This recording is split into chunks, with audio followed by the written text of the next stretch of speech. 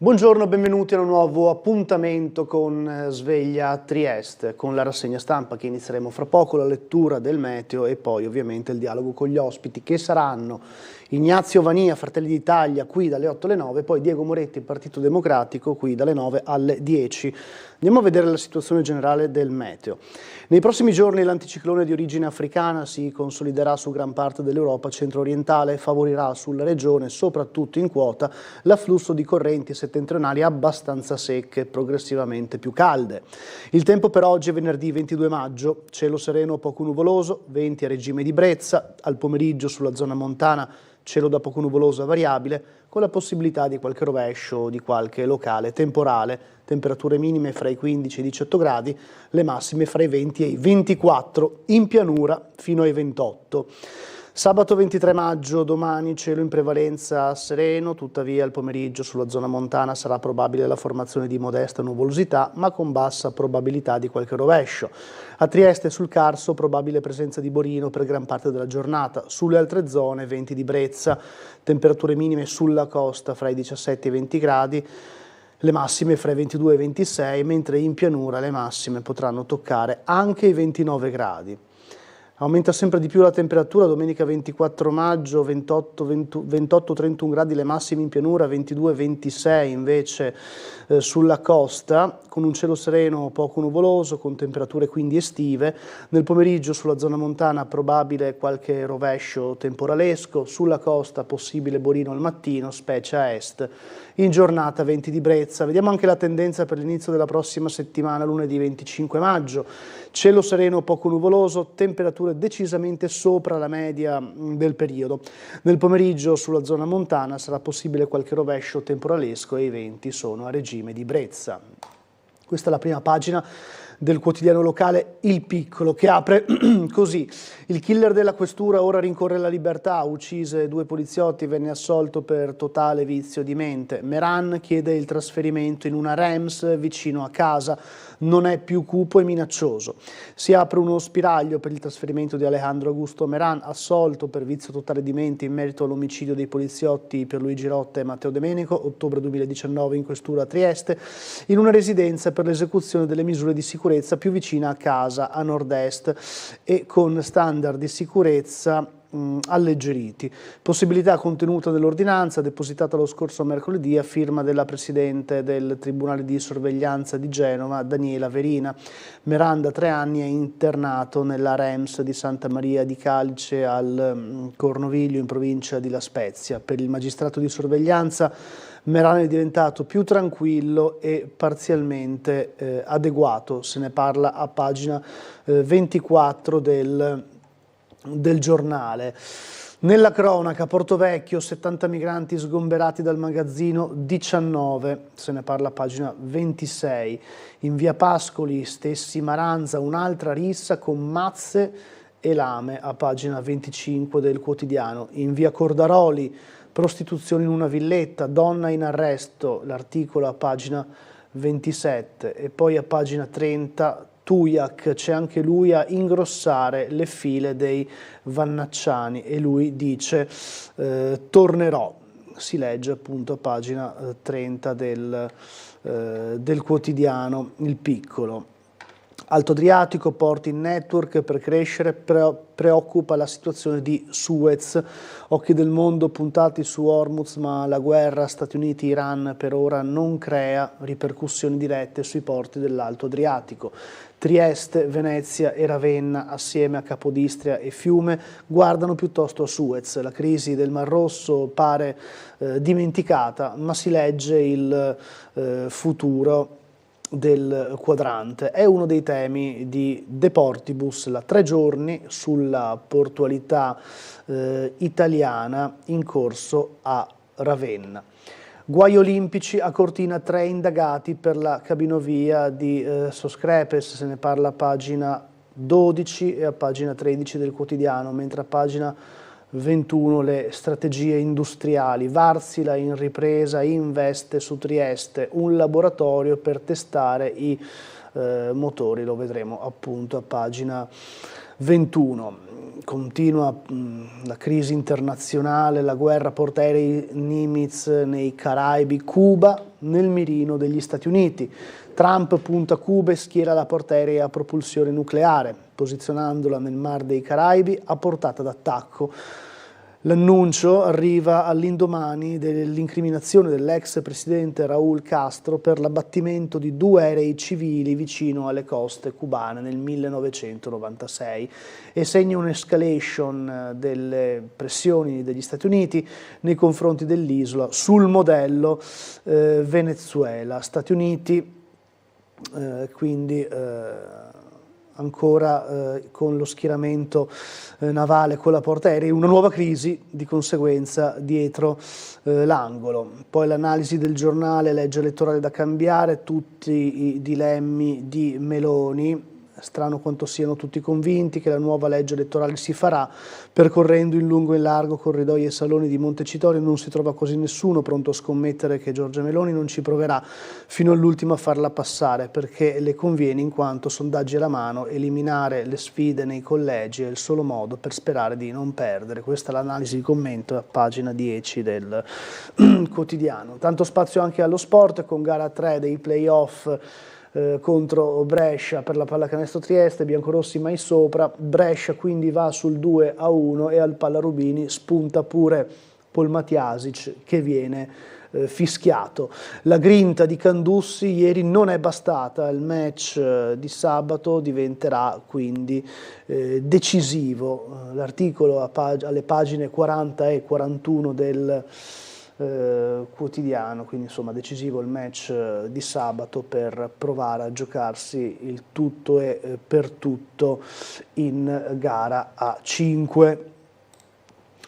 Alto Adriatico, rete di porti per crescere, l'abbiamo visto poco fa leggendo la prima pagina. Trieste, Venezia e Ravenna possono offrire un network di servizi, ma tutti e tre attendono risposte rapide da Roma sulle rispettive partite in una situazione globale che quindi risulta difficile. Gli occhi del mondo sono puntati sullo stretto di Hormuz, ma appunto la guerra per ora non sta creando ripercussioni dirette sui porti che ci riguardano, quelli dell'Alto Adriatico. Trieste e Ravenna, Venezia, assieme a Capodistria e Fiume, rivolgono piuttosto lo sguardo a Suez, perché la crisi del Mar Rosso sembra dimenticata, ma è lì che si legge il futuro del quadrante. Se i passaggi delle navi continueranno a singhiozzo, la rotta africana diventerà lo standard e il Mediterraneo finirebbe tagliato fuori a favore del nord Europa e con esso il sistema Alto Adriatico, che ha un volume di container di 3,4 milioni di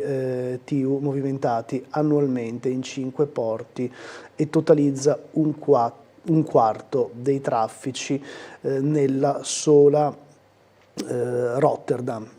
Capodistria e Fiume crescono a doppia cifra, il primo traina i traffici container del quadrante. Dicevamo occhi puntati su Suez con la rotta africana come standard, il Mediterraneo superato a favore del nord Europa. È in corso in Romagna, Ravenna, da 3 giorni dedicata al mare, fra dibattiti tecnici ed eventi divulgativi. In corso quindi Deportibus, festival internazionale sulla portualità organizzato da Italian Blue Growth e promosso dalla DSP Adriatico Centro Settentrionale con Regione Emilia-Romagna, Provincia e Comune, oltre 30 tra dibattiti tecnici ed eventi divulgativi, attesi vari esponenti del governo. Questi i 3 presidenti, le loro richieste: meno carte e risorse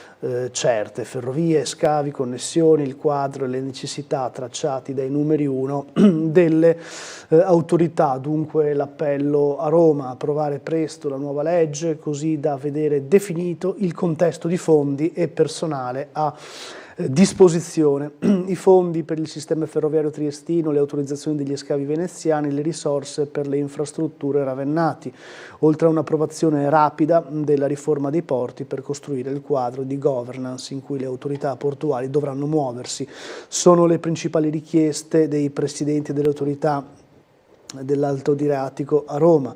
Tutto lo sviluppo ferroviario di Trieste è fondamentale, ragiona il presidente Marco Consalvo. La stazione di Servola in particolare è determinante per dar prospettive di sviluppo e agganciare l'IMEC, ma occorrono investimenti anche in altre aree di Trieste e Monfalcone.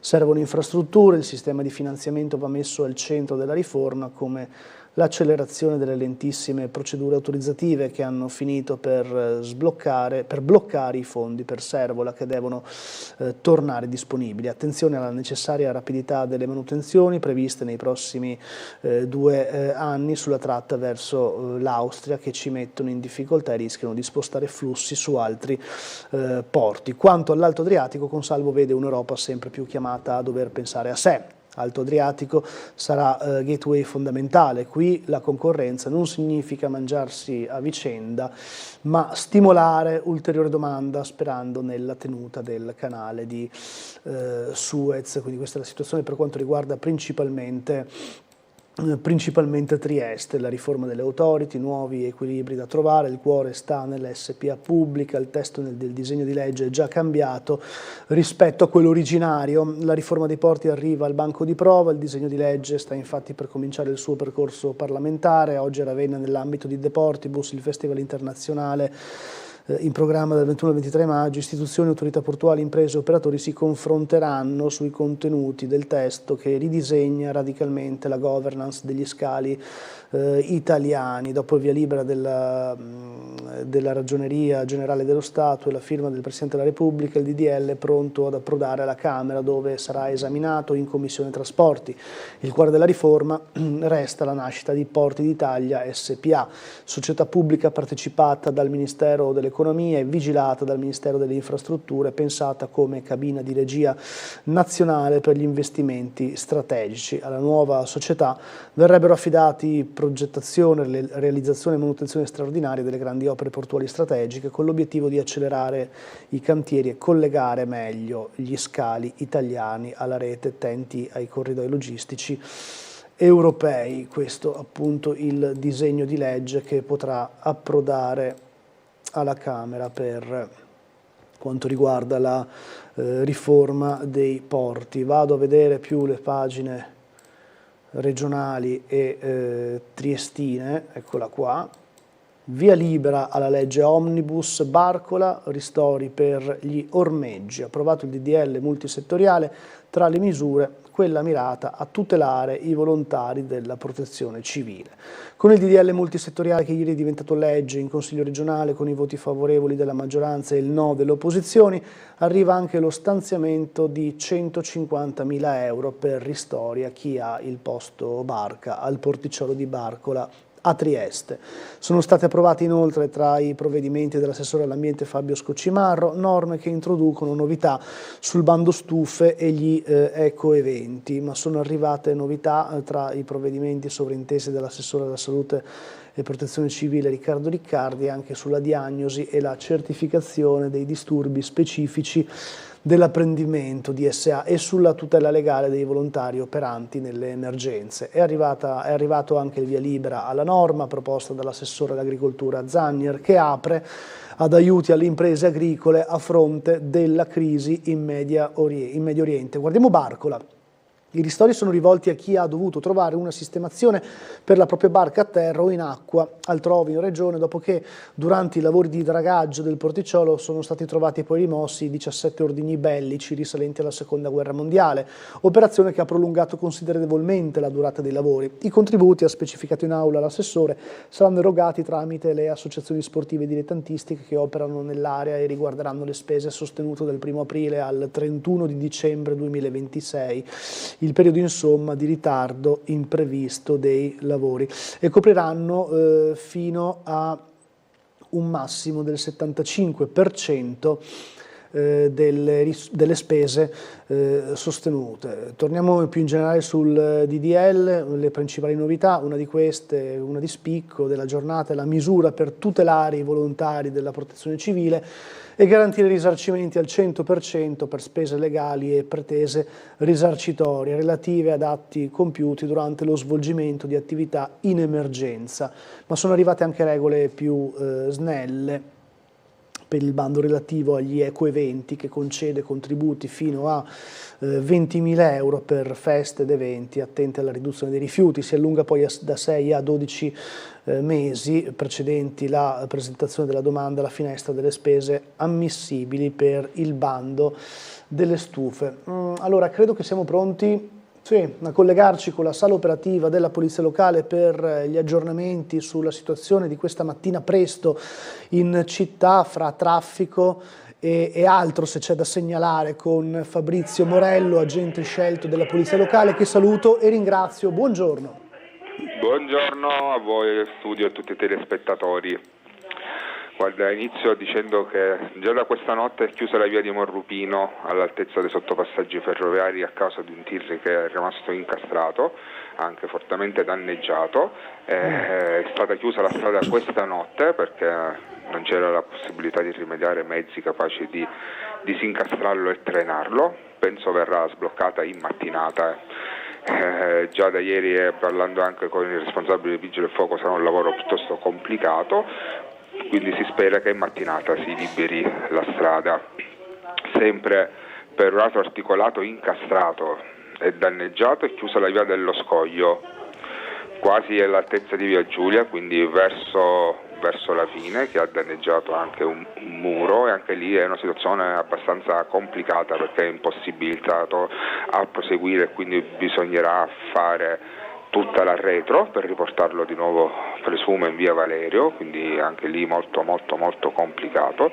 Quindi se qualcuno dei residenti in zona che ha il veicolo in sosta in via dello Scoglio, se può in caso andare a spostare il veicolo, perché sarà necessario. Noi già stiamo provando a contattare tutti i proprietari per permettere appunto di sbloccare la strada. Diciamo, queste sono le cose in atto in questo momento. Per quanto riguarda la giornata di oggi, vi ricordo che dalle 8 alle 17 verrà chiusa la via della Madonnina per l'asfaltatura. Le nostre pattuglie saranno sul posto. Si rammenta che ci sono i divieti in tutta la via, che inizieranno già da ora, diciamo dalle 7:30, 8. Continua la chiusura della Galleria del Carso in direzione Trieste, con uscita obbligatoria a Padriciano, lavori che dovrebbero terminare il giorno 28. Poi, a causa di lavori di manutenzione del Ponte Bianco sulle rive Ponte Rosso, è interdetto anche il transito dei pedoni in piazzale Duca degli Abruzzi e lato mare, quindi bisogna prendere l'attraversamento pedonale posto prima e attraversare dal lato opposto, ma le nostre pattuglie saranno sul posto a monitorare la situazione. Inoltre, sempre per lavori e manifestazioni, da oggi alle 7 del mattino fino a mezzanotte del 25 iniziano i divieti e gli eventuali sgomberi per l'intera area di Piazzale delle Puglie per una manifestazione. C'è uno show di automobili, un car show, quindi anche qui, se c'è la possibilità che qualcuno ascolti, di spostare il veicolo. Infine, questa sera ci sarà la processione per Santa Rita, che si terrà dalle 19:15 alle 20:15, con la partenza dalla parrocchia di Vialocchi. Parteciperanno circa un centinaio di persone, ma le nostre pattuglie saranno lì per permettere lo svolgimento della stessa e per eventuali problemi viabilistici. Di questo è tutto al momento. Se proprio va bene vi restituirei la linea. Grazie l'agente scelto Morello, buona giornata, buon lavoro, un saluto a tutta la sala operativa naturalmente. Grazie a voi. Buona giornata. Grazie, buongiorno. Torniamo sul giornale, pagina economica, generali, risultati sopra le attese, con Unicredit, dialoghi in corso, premi a 28,2 miliardi, risultato operativo 2,2, sull'utile netto pesa una tassa straordinaria in Francia, il titolo strappa Piazza Affari e chiude a più 2,7%. Tra le fermate di Tre Torri e Porta Garibaldi a Milano ci sono appena quindi 5 fermate di metropolitana. Quanto basta scherza il deputy CEO di Generali Tullio Terzariol per spiegare perché i colloqui con Unicredit sono abbastanza normali, ma dietro la battuta c'è un messaggio sostanziale: i contatti tra il Leone e la banca guidata da Andrea Orcel esistono, sono in corso e si inseriscono nella ricerca di partnership utili ad accelerare crescita e obiettivi strategici. Stiamo già lavorando con Unicredit nell'Europa dell'Est, dove abbiamo un rapporto di grande successo, e non è l'unica conversazione che abbiamo, ha precisato Terzariol, invitando però a non leggere altro. Sul tavolo, almeno ufficialmente, non c'è alcun dossier straordinario. Il management triestino continua a ribadire che la priorità resta l'esecuzione del piano industriale, un contesto globale reso più complesso dalla volatilità dei mercati, dalle tensioni geopolitiche e dal conflitto in Medio Oriente. E i numeri del primo trimestre sembrano offrire argomenti a sostegno di questa linea. Questi numeri per quanto riguarda appunto Generali. La ripresa di Wärtsilä, fatturato 222 milioni, il 2025 si è chiuso oltre le previsioni con una crescita del 15% dei ricavi. L'azienda ha assunto 26 persone in più rispetto alle stime del business plan e investito 1,3 milioni per una cella di laboratorio destinata a testare motori. Il fatturato del 2025 in crescita del 15%, da 202 a 222 milioni di euro, 26 assunzioni in più rispetto a quelle previste del piano industriale e un investimento extra di 1,3 milioni di euro nei laboratori per i test dei motori a quattro tempi, un impegno quest'ultimo non inserito nei programmi di rilancio seguiti alla dismissione nella produzione di motori nella fabbrica di Trieste. Andiamo avanti sempre rimanendo sul quotidiano, eccola qua, la notizia che abbiamo visto in apertura.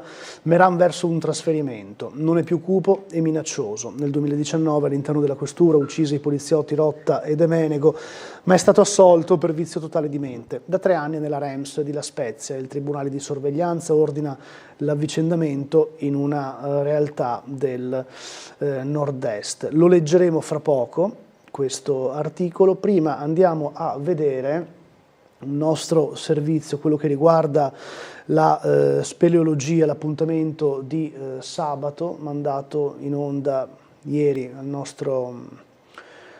nostro telegiornale, quell'appuntamento a Basovizza, esattamente, vediamo.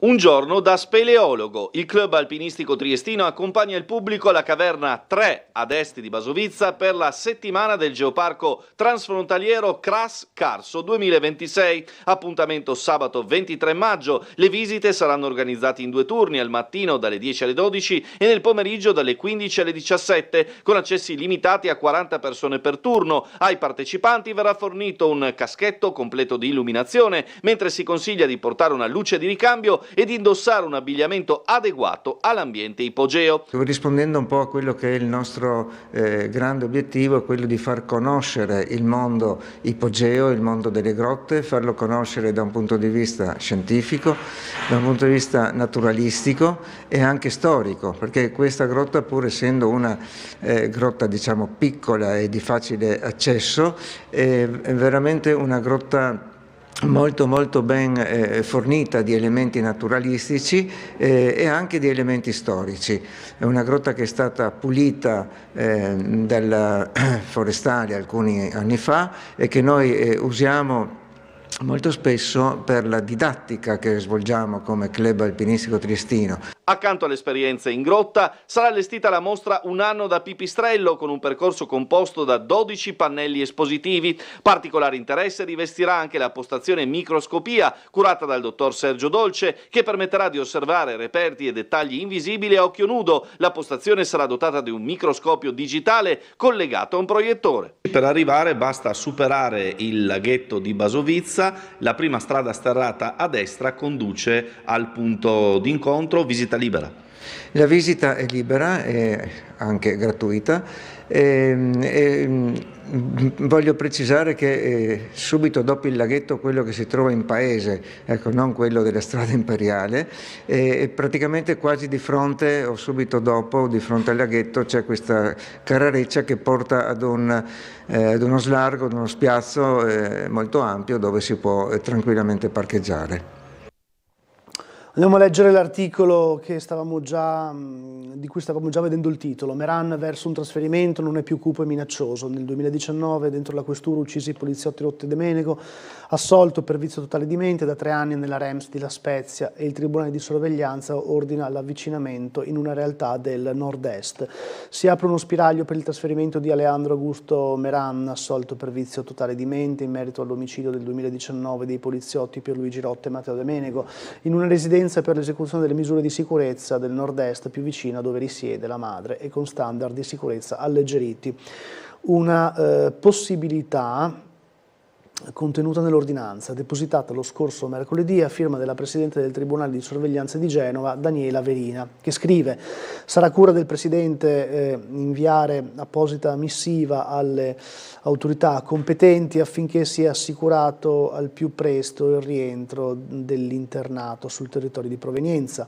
Meran da 3 anni è internato nella Rems di Santa Maria di Calice al Cornoviglio, in provincia di La Spezia, una struttura che, oltre a prestazioni sanitarie, assistenziali e riabilitative, garantisce, a differenza di altre Rems, alti standard di sicurezza. Il 36enne di origine dominicana avrebbe dovuto essere accolto lì solo per 3 anni in attesa del collocamento in una Rems in Friuli Venezia Giulia, ma la nostra regione ha evidenziato di non essere dotata di una struttura adeguata ad accogliere un paziente come lui.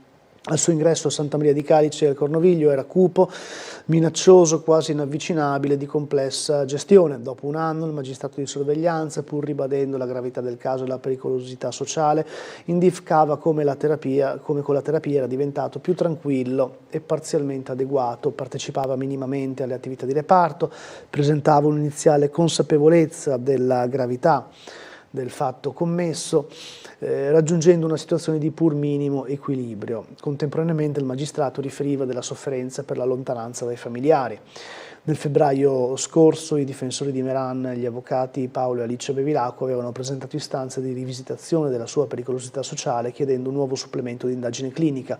Il magistrato di sorveglianza l'aveva respinta in assenza di una consulenza tecnica di parte, una decisione alla quale la difesa di Meran aveva fatto appello e ora la Presidente del Tribunale di sorveglianza, l'organo al quale la difesa aveva rivolto il reclamo, l'ha accolto, ritrasmettendo gli atti al magistrato di sorveglianza affinché venga instaurato il necessario contraddittorio sul riesame clinico richiesto in precedenza negato. Il magistrato di sorveglianza, scrive Verrina, avrebbe dovuto fissare un'udienza e costituire un contraddittorio. Ciò non è avvenuto e quindi quella decisione è nulla. È l'anticamera per liberare l'assassino di mio figlio. Il papà dell'agente Rotta ha rovinato la nostra vita e non dovrebbe vedere più nessuno, ma so come andrà a finire. Meran non deve ottenere nessuna agevolazione. Il mio timore è che il trasferimento in una Rems con standard diversi diventi l'anticamera della sua liberazione. Pasquale Rotta, padre dell'agente Pierluigi, ucciso assieme a Matteo de Menego il 4 ottobre del 2019 dai colpi di pistola sparati nella questura da Alejandro Meran, non vuole neppure prendere in considerazione l'ipotesi che all'assassino di mio figlio venga concesso qualcosa.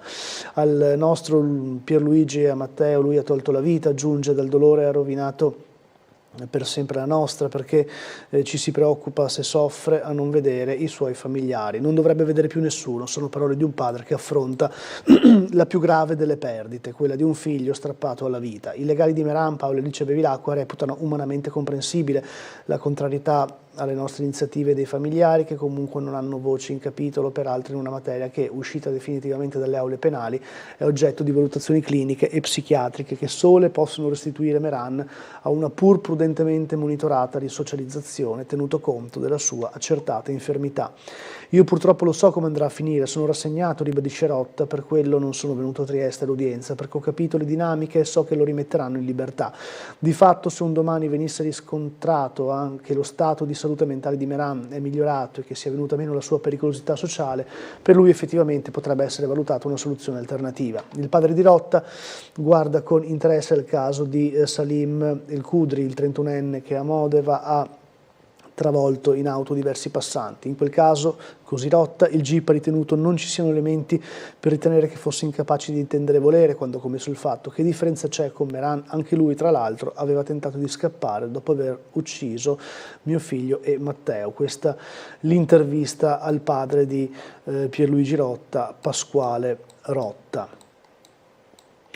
Spranghe, coltelli e mazze, un'altra rissa fra Maranza. Negli scontri mercoledì sera tra le vie Pascoli e Manzoni un ragazzo ferito, 30 i coinvolti, 10 gli identificati, alcuni sono gli stessi di Piazza Venezia, l'ombra della rappresaglia dopo le botte nel weekend. L'Arsenale è stato sequestrato. Grazie a Enzo, perché giustamente abbiamo anche noi il servizio, grazie alla regia, così possiamo vederlo.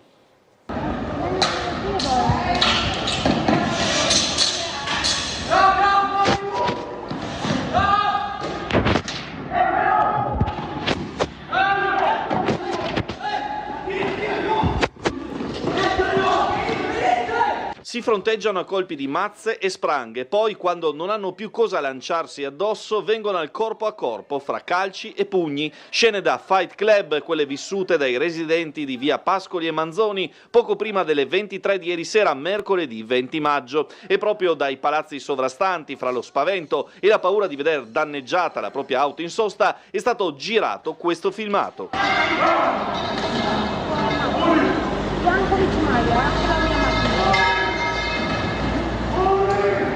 Almeno 20, secondo la questura, i giovani che si sono fronteggiati nel nuovo preoccupante episodio di violenza. I residenti parlano addirittura di 30 soggetti. Stando alla polizia intervenuta sul posto con 2 volanti più una pattuglia dei carabinieri, si tratta degli stessi protagonisti dell'episodio di sabato 9 maggio in via Lazzaretto Vecchio, nella zona della Movida. Stavolta la baruffa fra bande rivali, non è chiaro perché si fronteggino, spaccio o controllo del territorio in stile Maranza, si è spostata nella zona di Piazza Garibaldi, in barriera, per poi diventare ancora più cruenta nelle vie limitrofe. Tra i protagonisti ci sono italiani, pakistani e marocchini, sia maggiorenni che minorenni. Una decina di questi, identificati, interrogati sul posto, erano coinvolti anche nell'episodio precedente. Gli agenti hanno sequestrato 3 spranghe, 2 mazze e un coltello che erano stati nascosti sotto le auto in sosta. Tra i vari oggetti rimasti a terra lungo la via, come vedete, anche delle tenaglie, come si nota in questo video registrato da Trieste All News. 2 le ambulanze chiamate per la medicazione dei feriti, anche se a quanto pare gran parte dei soggetti più violenti sono riusciti a scappare prima dell'arrivo delle forze dell'ordine. Sono in corso le acquisizioni delle immagini dei circuiti di sorveglianza del circondario, mentre sui soggetti noti si attendono denunce o eventuali DASPO urbani. Bene, ci fermiamo per un po' di pubblicità, ma torniamo fra poco.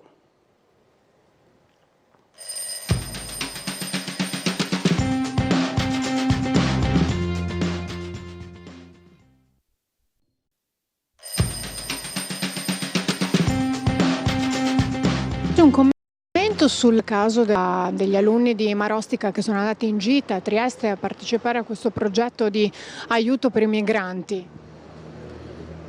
Non l'ho seguito, ho solo sentito le motivazioni di uno degli educatori che riteneva che non si possa definire qualcuno clandestino. Insomma, c'è una legge. Quindi è bello educare i bambini alla curiosità, al rispetto di ogni essere umano, però si entra e si rimane in Italia se si ha il diritto di farlo, perché un conto è l'immigrazione positiva, regolare, e Mestre ne è un esempio, un conto è l'abuso, il caos, l'anarchia, l'illegalità, la clandestinità, che i nostri figli vengano educati all'illegalità non mi sembra una cosa intelligente da fare. Questo prescinde da questioni religiose, culturali, etniche. Ci sono delle leggi, chi non rispetta delle leggi non ha il diritto di rimanere in Italia, appunto. Rimangono marcate le distanze politiche sull'iniziativa della scuola di Marostica che ha accompagnato alcuni studenti in Piazza Libertà a Trieste nell'ambito di un progetto di educazione civica per constatare dal vivo il tema dei diritti umani. Attività che ha sollevato un gran polverone politico rispetto alla necessità o meno di far presenziare gli alunni in quel contesto, noto anche per fatti di cronaca nera che hanno scosso l'opinione pubblica. Ritengo che un progetto scolastico non debba essere oggetto di censura da parte di nessuna parte della politica, anzi ritengo lodevole quello che è stato portato avanti da parte di questa scuola, perché le nuove generazioni devono essere coscienti di quello che accade, si deve sensibilizzare rispetto a un tema che purtroppo è oggetto di scontro politico. Portare dei ragazzini così piccoli in quel luogo ha tutto il sapore di una provocazione pura nei confronti di tutte le istituzioni presenti sul territorio, rimarcando che comunque oggettivamente spetta all'autonomia degli singoli istituti decidere quale attività fare.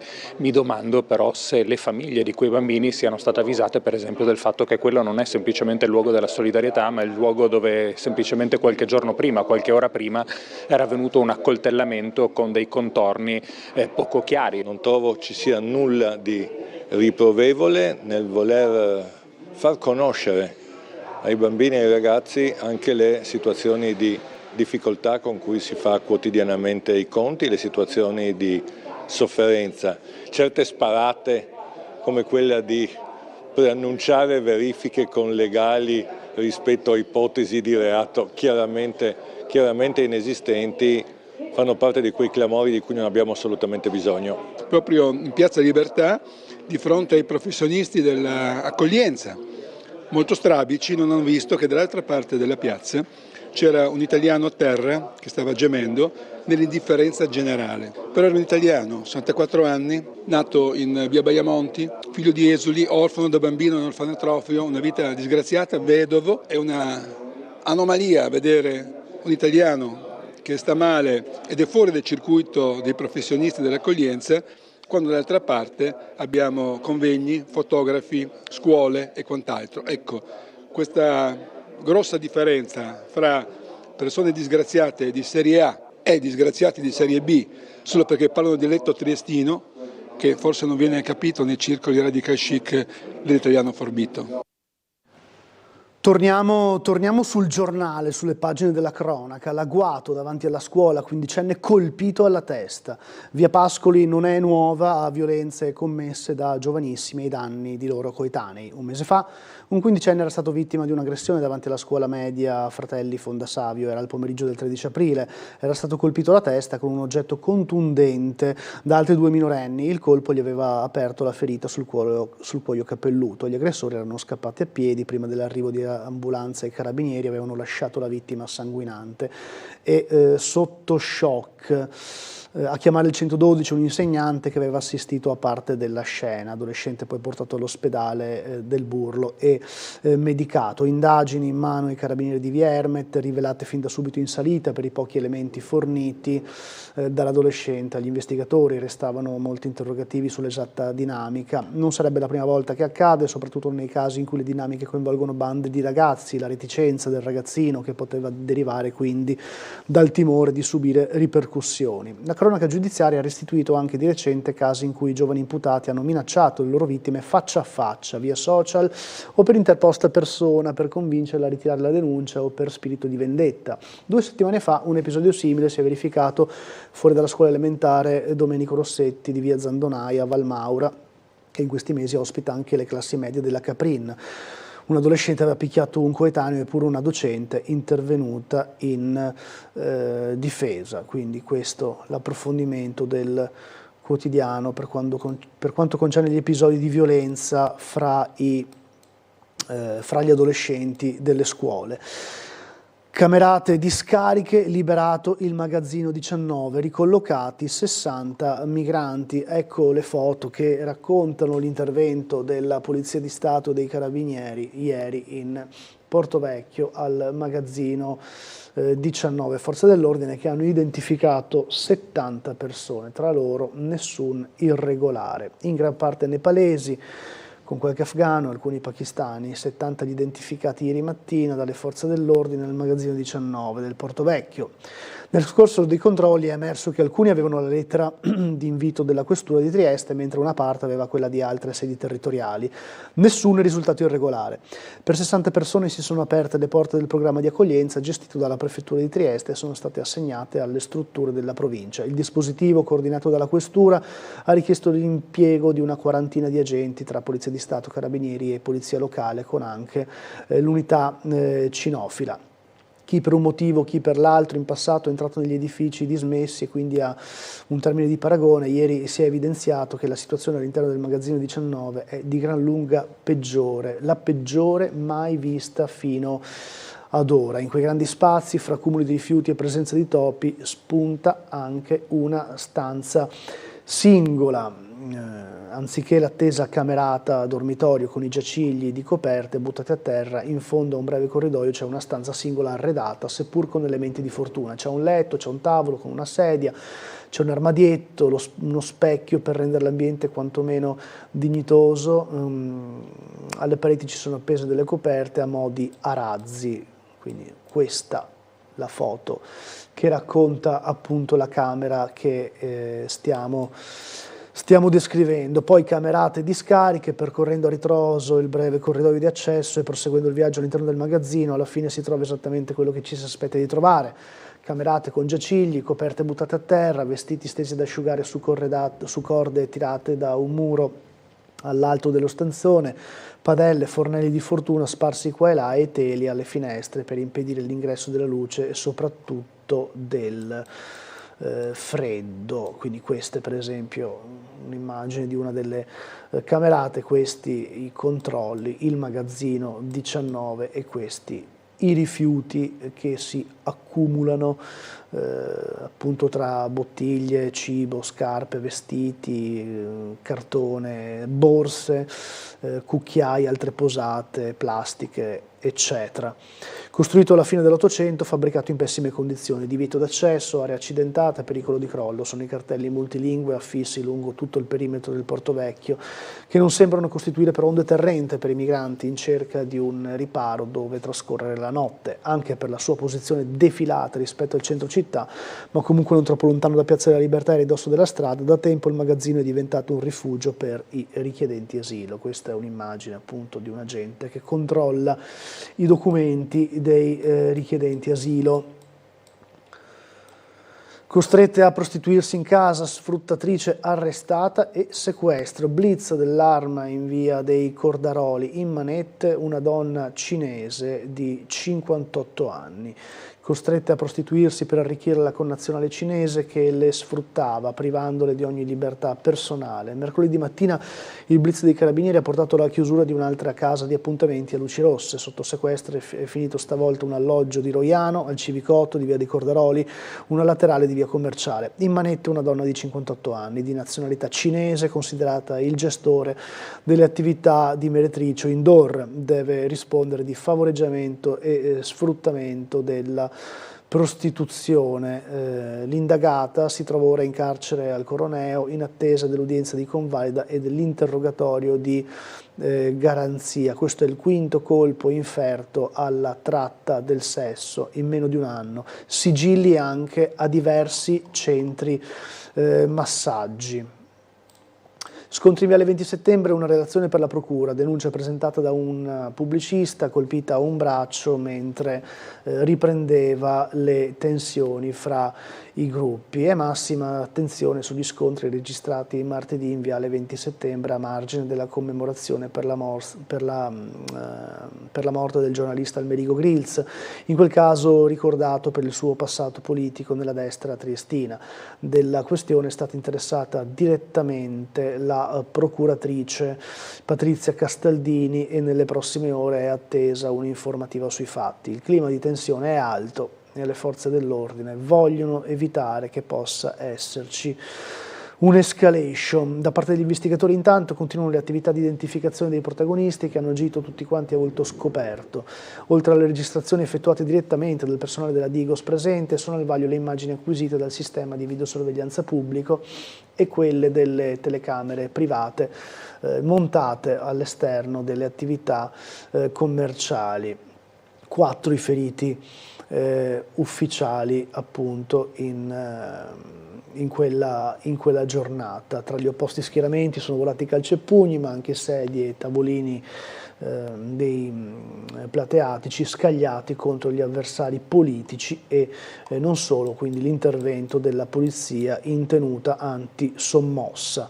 Il Passeur patteggia 18 mesi di pena e denuncia, costretto su ricatto. Passeur sì, ma sotto ricatto. E questa è la versione fornita da un egiziano di 31 anni che mercoledì ha patteggiato 1 anno e mezzo di carcere e 34.000 euro di multa per favoreggiamento dell'immigrazione clandestina. Arrestato alla frontiera ad agosto dell'anno scorso mentre trasportava 3 clandestini, il giovane aveva poi querelato i due presunti trafficanti, sostenendo di essere stato ricattato da loro.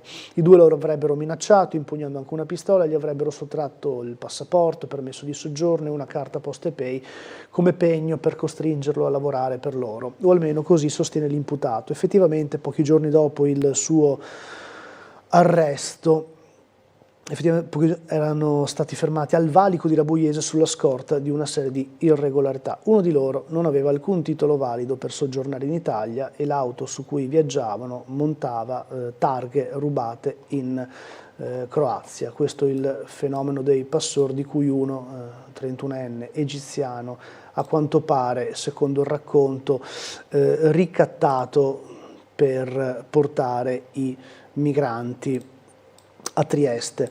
Andiamo a vedere il servizio sulle truffe che abbiamo mandato sempre in onda ieri nel nostro telegiornale di Trieste, altro episodio di cronaca. Continuano le truffe ai danni dei cittadini, vediamo.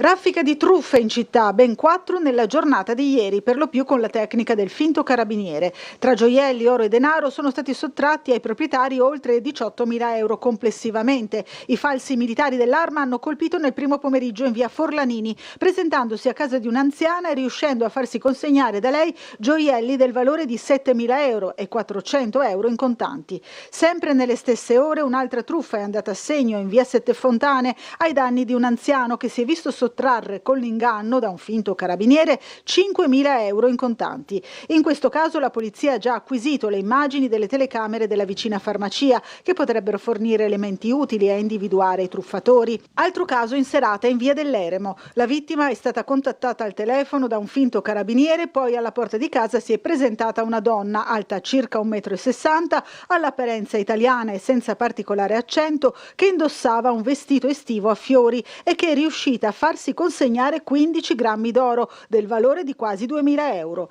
Nel tardo pomeriggio in via Revoltella la volante della polizia è intervenuta infine su segnalazione di un uomo per una truffa online. La persona ha dichiarato di aver ricevuto un messaggio sul cellulare con una falsa richiesta di pagamento su Amazon. La vittima ha quindi pagato 4.000 euro per poi chiamare la polizia dopo essersi resa conto di essere stata raggirata. Sui 4 episodi indagano polizia e carabinieri. Arriva la prima multa in città per il monopattino senza la targa. La polizia locale ha comminato una sanzione a un conducente che circolava nel centro cittadino senza il contrassegno divenuto obbligatorio dal 16 di maggio. Quindi prima multa al conducente di un monopattino elettrico perché il mezzo era privo del contrassegno. I controlli da quella data sono stati intensificati, riscontrando tra l'altro una scarsa circolazione di questi mezzi dall'introduzione della nuova normativa, forse perché molti conducenti non si sono ancora adeguati e quindi preferiscono non rischiare di incorrere in sanzioni. Chi circola con un monopattino senza targa rischia infatti una multa da 100 a 400 euro, riducibile a 70 se pagata entro 5 giorni. È importante precisare che la semplice ricevuta della richiesta della targa inoltrata online attraverso il portale dell'automobilista del Ministero dei Trasporti non autorizza la circolazione, è necessaria l'applicazione fisica del contrassegno sul mezzo. Inoltre dal prossimo 16 luglio diventerà obbligatoria anche la polizza assicurativa per la responsabilità civile verso terzi, a differenza che in altre città, malgrado anche la presenza di molti turisti che altrove hanno stimolato servizi di noleggio e le difficoltà di trovare parcheggio in centro anche per moto e scooter, a Trieste l'uso del monopattino non ha preso piede, complice certamente la presenza di molte salite. Dalla loro diffusione in città nel regolamento di polizia urbana di Trieste è stato introdotto il divieto di lasciare i monopattini in sosta nelle aree pubbliche o destinate a uso pubblico. È vietato poi agganciarli ai monumenti, ai semafori, a manufatti prospicienti agli immobili di rilevante valore architettonico. In ogni caso la loro sosta è fermata, non deve arrecare intralcio o pericolo alla circolazione pedonale veicolare. In questi casi la polizia locale ha la facoltà anche di far rimuovere coattivamente il mezzo, restituendolo poi al proprietario previo il pagamento di spese di rimozione e di deposito. Grande viabilità sulla rampa Contromano, frontale a Valmaura, frontale sulla rampa di Valmaura della grande viabilità triestina ieri pomeriggio alle 17:30, stando alle testimonianze ancora una volta una Dacia Duster con a bordo una famiglia di Belluno ha svoltato a sinistra non accorgendosi del doppio senso di marcia. Inevitabile l'impatto con un Alfa Romeo Giulietta che stava invece uscendo in direzione Valmaura. Sul posto è intervenuta la polizia locale per effettuare i rilievi e dirigere il traffico bloccato in uscita assieme a un'ambulanza del 118 che ha prestato soccorso alle persone coinvolte. All'interno della Dacia Duster c'era anche un bambino, nessuno è rimasto ferito seriamente. Continua la polemica invece intorno alla recinzione di Piazza della Libertà dal nostro servizio di ieri con l'intervento anche di ICS. Sapete che sono stati stanziati i fondi appunto per recintare Piazza della Libertà dopo i vari casi di cronaca. Vediamo le reazioni. L'immoralità si spiega da sé, si ostacola praticamente l'iniziativa umanitaria verso le persone, ma l'irrazionalità è la cosa più incredibile, perché bisogna risolvere il problema che genera le persone in strada e l'amministrazione comunale non fa nulla per risolvere questo problema, semplicemente nega i problemi e sposta le cose. Le persone si sposteranno di pochi metri e tutto rimarrà come prima. No, un attimo, in giardino pubblico o in piazza Ortis ho messo la recinzione e mi sembra che serve. Allora lo fanno apposta, volete capire, quel giorno che ci sarà un sindaco di sinistra, che non ci sarà mai, ma se dovesse esserci, Linea d'Ombra e Schiavone spariranno, hai capito? Allora, fanno politica questi. Muro contro muro, o meglio, ognuno arroccato nel proprio recinto sulla decisione di costruire un'inferriata a perimetro di Piazza Libertà. Il presidente del Consorzio Italiano di Solidarietà, l'ICS, Gianfranco Schiavone, non usa mezzi termini, definendola come un'idea sciagurata, irrazionale e immorale, dopo aver nuovamente evidenziato che i migranti presenti stazionano in quell'area per le inefficienze del sistema pubblico d'accoglienza. I migranti che sono in piazza non stanno lì per bivaccare o per piacere, ma sono persone che stanno attendendo di poter presentare la domanda d'asilo e accedere al sistema d'accoglienza. Sono perfettamente regolari e sono purtroppo vittime di una disfunzione del sistema pubblico di accoglienza e delle difficoltà che vivono la questura e la prefettura nel registrare tempestivamente le domande. Quindi la proposta, anzi la decisione sciagurata, devo dire, dell'amministrazione comunale di recintare la piazza, trasformando in questo modo sostanzialmente poco più che una aiuola spartitraffico del giardino pubblico più piccolo d'Europa, è veramente completamente irrazionale ed immorale. Un sistema, quello di assistenza, che al netto di tutto non si fermerà neanche davanti all'ostacolo di una recinzione. Naturalmente valuteremo il da farsi, perché le persone che sono in strada hanno diritto di avere quell'assistenza che noi continueremo a dare. Una campagna politica, infine, tuona il sindaco di Piazza. Ogni sera portano 200 migranti là con le bandiere palestinesi, eccetera, per far vedere che non c'è la sicurezza, eccetera. Li conosciamo, sinistri sono. Torniamo sul giornale. Tuiac in strada con il crocifisso e ora ai banchetti di Vannacci, punto a candidarmi alle prossime elezioni comunali e a tornare finalmente in consiglio. L'ex boxer approda alla corte del generale Roberto Vannacci. Fabio Tuiac, dopo l'esperienza della Lega Nord in Forza Nuova, ha continuato la sua battaglia Novax e ora si è iscritto a Futuro Nazionale. Punto a candidarmi alle prossime elezioni comunali e a tornare in consiglio, anticipa tra una stretta di mano e l'altra in via Carducci, dove da settimane, con un vistoso crocifisso al collo, passa le mattinate a predicare la parola di Gesù, accanto a un manifesto che recita: vi hanno mentito sulla pandemia, conoscerete la verità e la verità vi farà liberi. Eccolo qua. Tuiac si è di recente iscritto al Comitato Costituente 23 di Futuro Nazionale, che vede come referente Angelo Lippi e raccoglie anche l'adesione del consigliere comunale Salvatore Porro, con il quale, ammette Tuiac, che non c'è un grande rapporto, ma anche lui è cristiano, troveremo un'intesa, mentre ho molta simpatia per Ugo Rossi, il consigliere comunale di Futuro Nazionale. Ho la tessera in tasca, racconta Tuiac, e ora che non lavoro ho più tempo e credo di potermi dedicare alla politica e alla campagna elettorale. Domani sarà in piazza della Borsa il banchetto di raccolta firme che il Comitato 23 organizza per registrare più adesioni possibili e di conseguenza aumentare il numero dei delegati alla prossima Assemblea Nazionale del partito. Fidarsi della politica oggi è difficile, valuta Tuiac. Vannacci forse è l'ultima possibilità in campo.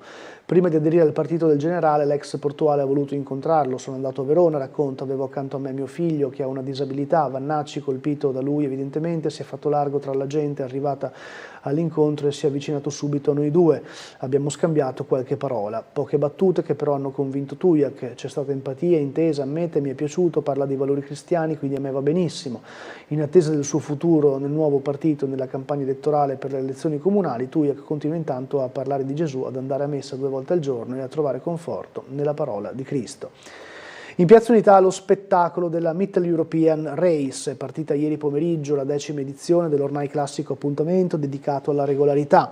Sotto lo sguardo ammirato anche dei croceristi è partita ieri quindi dalla piazza l'edizione del decennale della Mittel European Race, la salita della Trieste Officina, l'ormai tradizionale appuntamento dedicato all'automobilismo di regolarità. Per i veicoli storici saranno più di 600 i chilometri da percorrere in 3 giorni sulle strade del Friuli Venezia Giulia, toccando anche alcune località della vicina Slovenia. Lungo i vari tragitti e sono previsti appuntamenti dedicati alla storia e alla cultura della regione, con visite ad alcune delle eccellenze industriali locali. Per ammirare dall'alto una prospettiva unica e straordinaria, la costiera triestina e il Carso, nel programma è previsto anche un sorvolo in elicottero con partenza dal villaggio del pescatore. Il nucleo sportivo della manifestazione resta affidato alla Mittel European Race, regolarità superclassica, da sempre cuore tecnico dell'evento, con 110 prove cronometrate e 6 di media. Accanto alla competizione di regolarità è ritornato anche il campionato italiano grandi eventi vetture moderne. Le moderne affronteranno lo stesso percorso, il medesimo impegno tecnico riservato alle classiche. A completare il trittico degli appuntamenti il concorso di eleganza e sportività Città di Trieste, organizzato dall'ACI Storico in collaborazione con l'Associazione Amatori Veicoli Storici e l'Automobile Club di Trieste, con il patrocinio dell'Automobile Club Italia. In Piazza dell'Unità d'Italia è stato inoltre allestito il gazebo per le attività di Trieste for Safety FVG, il progetto promosso dall'Automobile Club Trieste della Regione, con il coinvolgimento delle realtà impegnate sul fronte della sicurezza stradale, tra cui la Polizia Locale di Trieste, la Polizia Stradale, Autostrade Alto Adriatico e l'Autoscuola Biziac. Questo insomma la manifestazione in scena a Trieste e in Friuli Venezia Giulia. Noi ci fermiamo perché c'è la pubblicità e fra poco torneremo di nuovo in diretta con il primo ospite.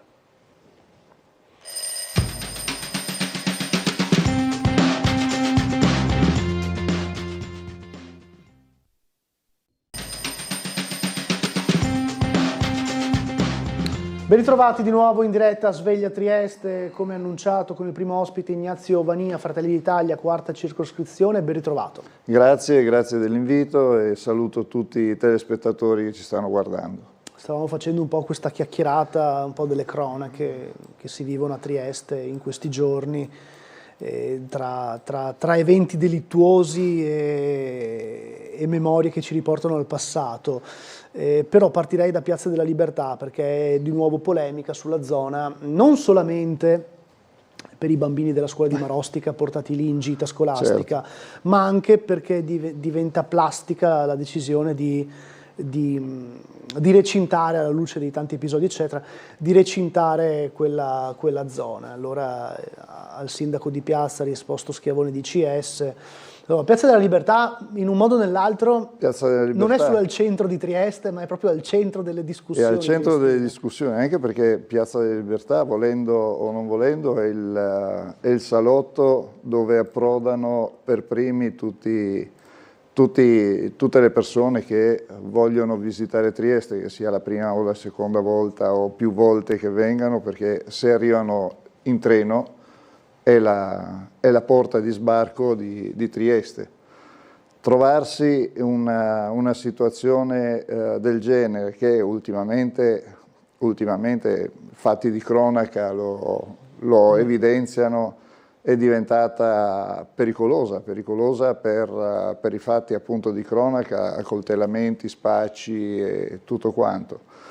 E poi avere praticamente un agglomerato di persone che, a detta di alcune, proprio prima sentivo le dichiarazioni di Schiavone dell'ICS, che ci sono persone che sono in attesa dei vari permessi Questo non è vero, perché raccontano sempre una parte della verità, perché in quelle persone che vengono portate in quella piazza ci sono sì richiedenti, ma quelli che hanno già avuto un permesso di soggiorno, quelli che sono in attesa e quelli che non vogliono il permesso di soggiorno. Per cui c'è tutto un insieme di persone che all'interno magari del, tra virgolette, buone attività delle varie associazioni, metto tra virgolette perché le buone attività sono quelle che portano lì un tot di persone, poi dopo abbiamo visto anche i fatti della scolaresca portata lì, che magari dopo ci facciamo anche un altro piccolo ragionamento, vengono portate in quel posto dove si vuole effettivamente forzare la situazione e far vedere che ci sono dei problemi sull'accoglienza a Trieste. Ricordo che Trieste e l'Italia non è il primo paese di sbarco della rotta balcanica, perché la rotta balcanica arriva alla prima porta di sbarco è la Croazia, non è più l'Italia. Oltre a questo non è che non abbiamo l'assistenza. Abbiamo l'assistenza che è attivata, di cui l'ICS comunque fa la sua parte, ma quelle persone che sono lì sono persone che a Trieste non possono essere accolte, per cui in qualche modo devono essere spostate in altre città e anzi alcune associazioni le riportano qui a Trieste, perché là troviamo anche persone richiedenti asilo che con Trieste non hanno nulla a che fare, vengono da fuori proprio per creare il problema e il disagio per una questione strettamente politica. C'è una telefonata, pronto? Sì. Pronto, buondì. Buongiorno. Sono Ettore. Buongiorno Ettore. Sono veramente estasiato. È una cosa da non so con che menti portano i nostri bambini in Piazza della Libertà a sovraccarsi problemi di persone che non sappiamo da dove vengono, che cosa hanno fatto nei loro paesi e che delinquono qua a Trieste. Dovremmo portare i nostri bambini al burlo, lì sono i problemi veramente dei loro coetanei che non riescono a dormire la notte, che hanno paure, che hanno incubi, che devono dormire mano a mano con la mamma tutta la notte a 10-11 anni e devono avere la luce accesa perché hanno paura del buio. Scusate, ma il dottor Schiavone dovrebbe mettersi una mano sul petto e dire mea culpa, sto sbagliando. Grazie, scusate, non ne posso più.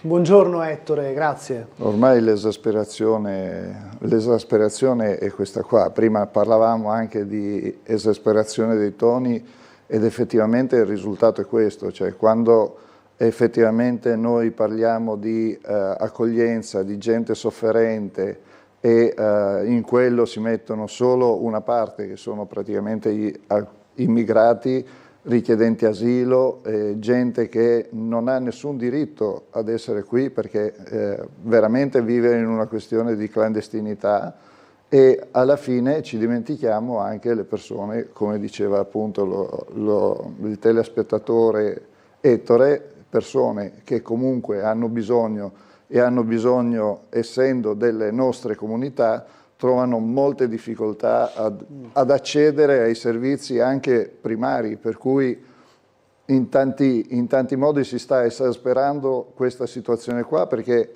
si danno molte più possibilità a persone che probabilmente non dovrebbero essere qua, perché sappiamo che non tutti i migranti arrivano da situazioni di guerra, ma arrivano anche di situazioni economiche e di altre difficoltà in giro per il mondo, però effettivamente stiamo dando più un risalto a questo tipo di persone che accogliamo rispetto alle persone che avrebbero tutti i diritti perché pagano tutti i contributi e essendo cittadini effettivamente italiani. Un'altra telefonata, pronto? Pronto, buongiorno a lei e al suo ospite, sono Maurizio. Maurizio, buongiorno.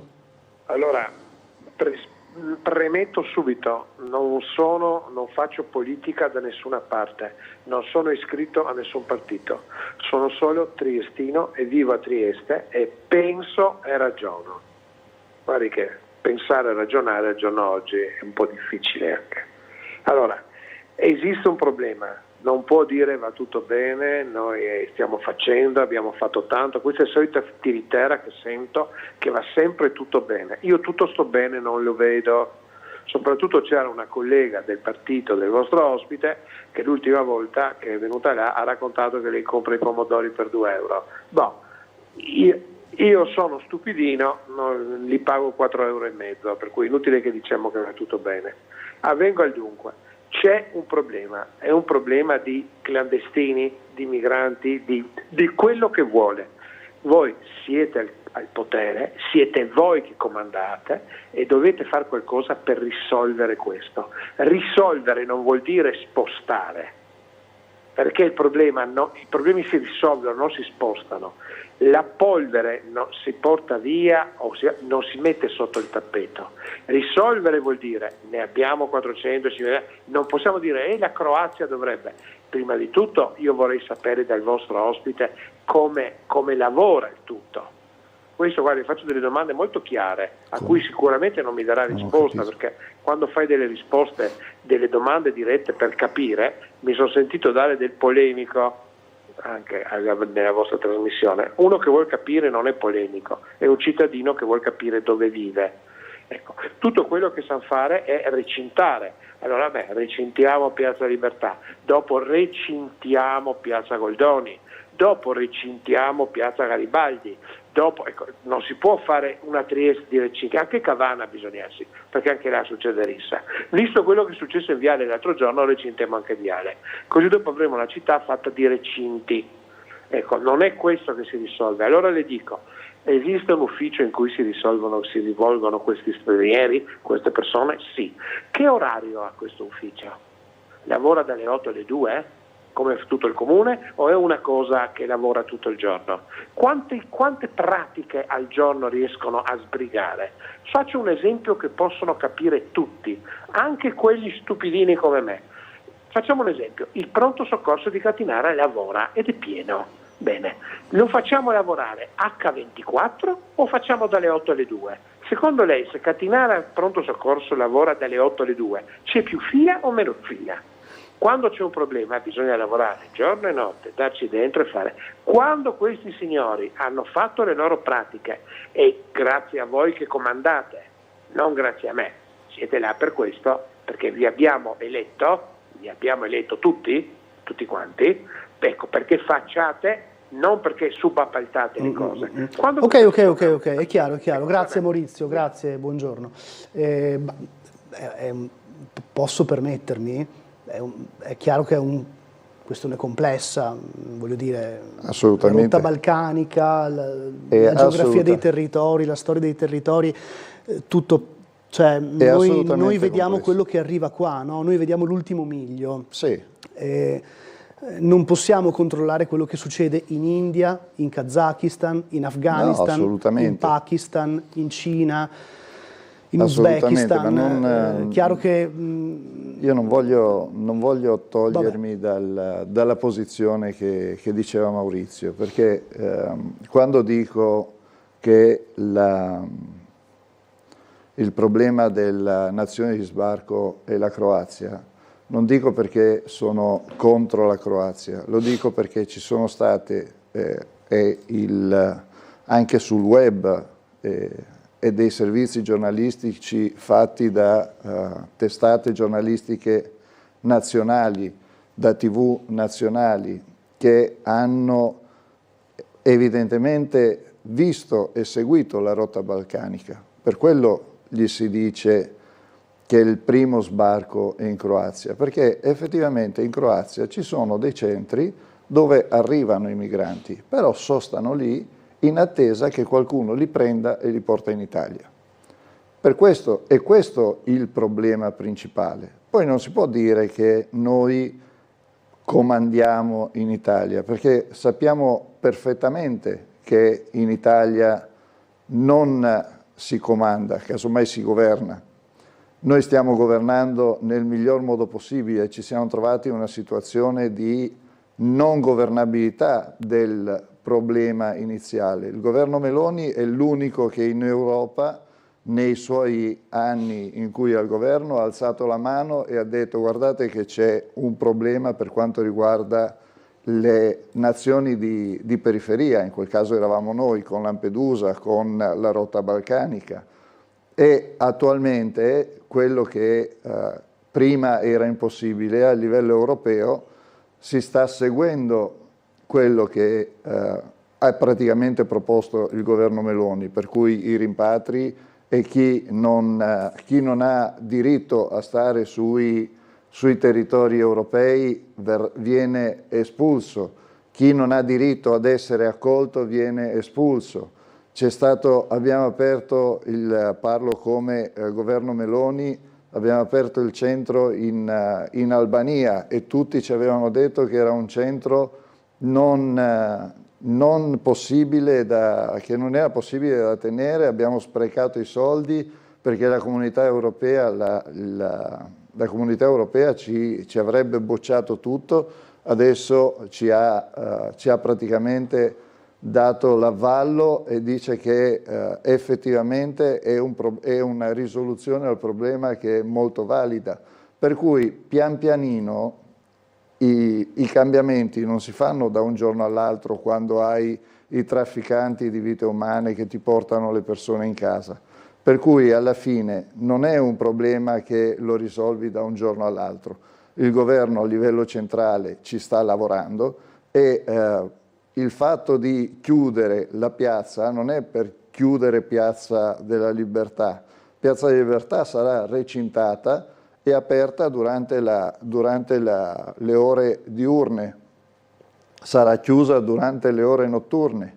Perché? Perché comunque se noi chiudiamo e come dicono i buonisti, che cosa ci vuole a scavalcare un cancello? Scavalcare un cancello di una piazza chiusa vuol dire fare un reato, per cui alla fine le soluzioni le si stanno portando, solo che dall'altra parte non si vogliono vedere. Un'altra telefonata, pronto? Buongiorno a lei, al suo ospite Franco. Franco, buongiorno.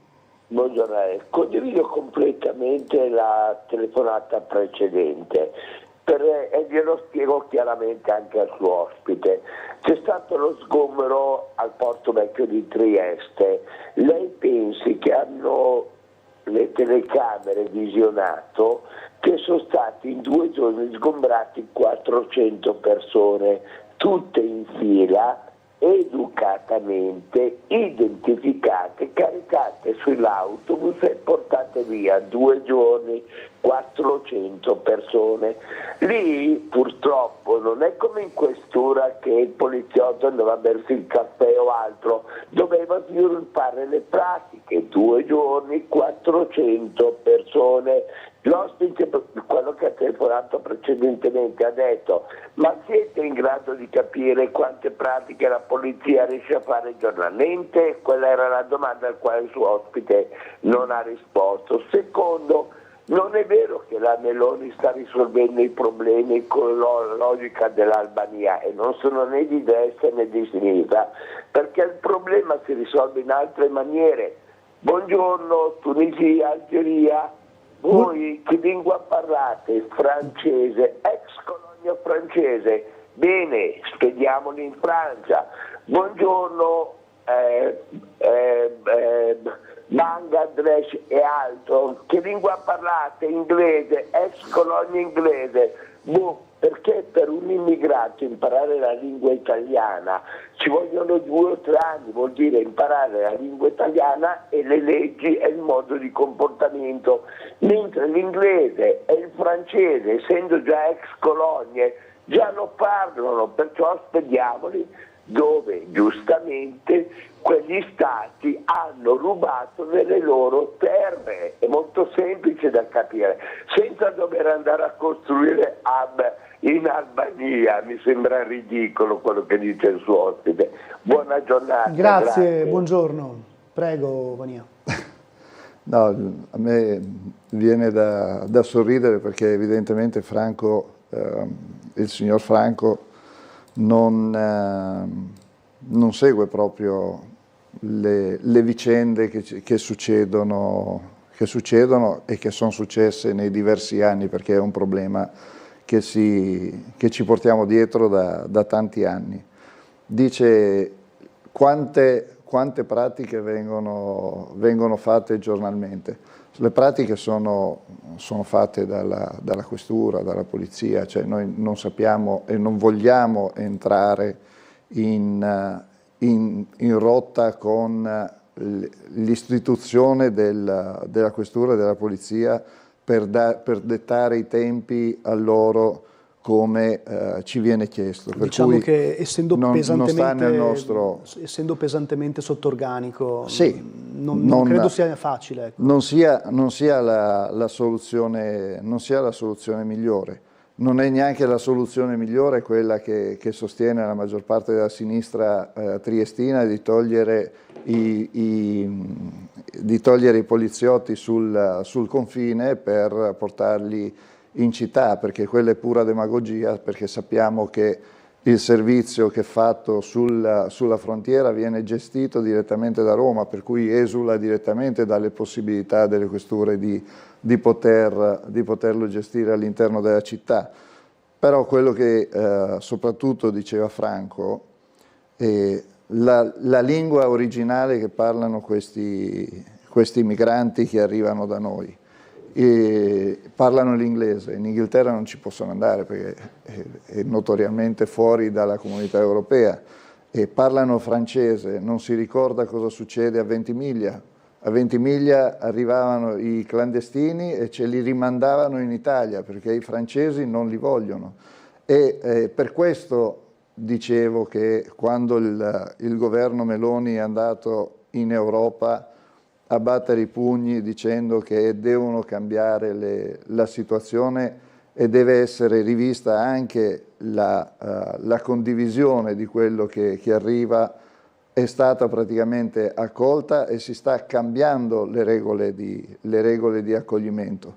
Per quello noi ci sentiamo isolati, perché comunque all'interno dalla Croazia, Slovenia ci arrivano in Italia perché vengono portati direttamente in Italia, e invece quando noi dobbiamo mandarli nelle altre nazioni, perché la ridistribuzione dovrebbe essere una cosa normale, ci vengono rimandati indietro, e questa è una cosa notoriamente è nota a tutti quanti, per cui non direi che non siano stati fatti anche questi passi qua. Il fatto dell'Albania è praticamente un centro dove chi non ha diritto a restare in Italia viene spostato in quel centro e dopo rimpatriato, perché è l'unico modo per eliminare i problemi e far sì che resti qui chi ha realmente diritto a restare qui. Risolvere non vuol dire spostare d'accordo, resta il fatto che gli spazi disponibili hanno dei limiti, così come ci sono dei limiti alle capacità di spesa per questi soggetti, a meno che non si voglia ulteriormente togliere servizi a chi vive qui da sempre e paga le tasse. Vediamo tutti i giorni che più si aumentano spazi e servizi per costoro, più aumentano gli arrivi, perché si sparge la voce. L'unica possibilità è il rimpatrio, sappiamo che non è facile, spesso è impossibile, questo ce lo scrive Maria Grazia. Poi arrivano altre mail che commentano in vario modo la situazione proprio del recinto di Piazza della Libertà, lo scavalcheranno, eccetera eccetera. Queste insomma le email che stanno arrivando in questo momento. Sì, era quello che dicevo prima, perché la maggior parte delle persone pensa vabbè ci metto il recinto e lo scavalco. In quel caso là no, diventa comunque un reato perché in un posto chiuso non ci puoi andare e bivaccare e fare quello che vuoi. Il discorso, vedo che c'è una telefonata se vuoi. Sì, sentiamola. Pronto? Pronto? Buongiorno. Pronto, dottor Paladin, buongiorno, sono Nevio Santini, buongiorno a lei e il suo ospite. Buongiorno Nevio. Buongiorno. Allora, sentendo quel signore che ha telefonato 3-4 minuti, 10 minuti fa, ecco, che ha detto sempre la solita formula, voi siete al governo, dovete risolvere i problemi. Ma lo disse il grande presidente Cossiga in tempi non sospetti, chi ha il potere, chi contiene la magistratura, governa il paese. Quindi qui in Italia qualsiasi provvedimento che il governo prenda per cercare di risolvere il grosso problema dell'immigrazione, va bene, viene ostacolato in tutti i modi da certa magistratura. Inutile nascondersi dietro un dito. Loro li spediscono fuori e dobbiamo riprenderseli indietro. Ma così non si può andare avanti praticamente, perché altrimenti la voce si spara e tutti parlano e vengono tutti qua. Io dico, vengono dall'Asia, dall'Afghanistan, perché non passano giù e non vanno a sinistra, non vanno verso il Golfo Persico, lì che ci sono paesi che navigano sul petrolio, che hanno un reddito pro capite ricchissimo, no? Fanno tutta l'Asia, tutta l'Europa e il Medio Oriente per venire in Italia. Ma per che motivo? Lì forse dovrebbero lavorare, allora qui è meglio, qui non si lavora, si prendono bonus di tutti i tipi e noi paghiamo. E questo è il mio pensiero. Scusate, buongiorno, buona giornata. Grazie, buongiorno. Grazie. Prego. E questa è l'altra parte, della medaglia, è quello che si diceva prima. Il discorso è voi siete al governo, dovete comandare e fare di tutto. Noi siamo al governo, stiamo governando e il discorso della magistratura è un discorso reale, perché diranno anche avete perso il referendum, va benissimo tutto. Il discorso è che quando si è presa una decisione per praticamente espellere delle persone che erano gravemente anche con condanne, con atti giudiziari in pendenza, e dopo la magistratura ha fatto di tutto per farla riammettere in Italia.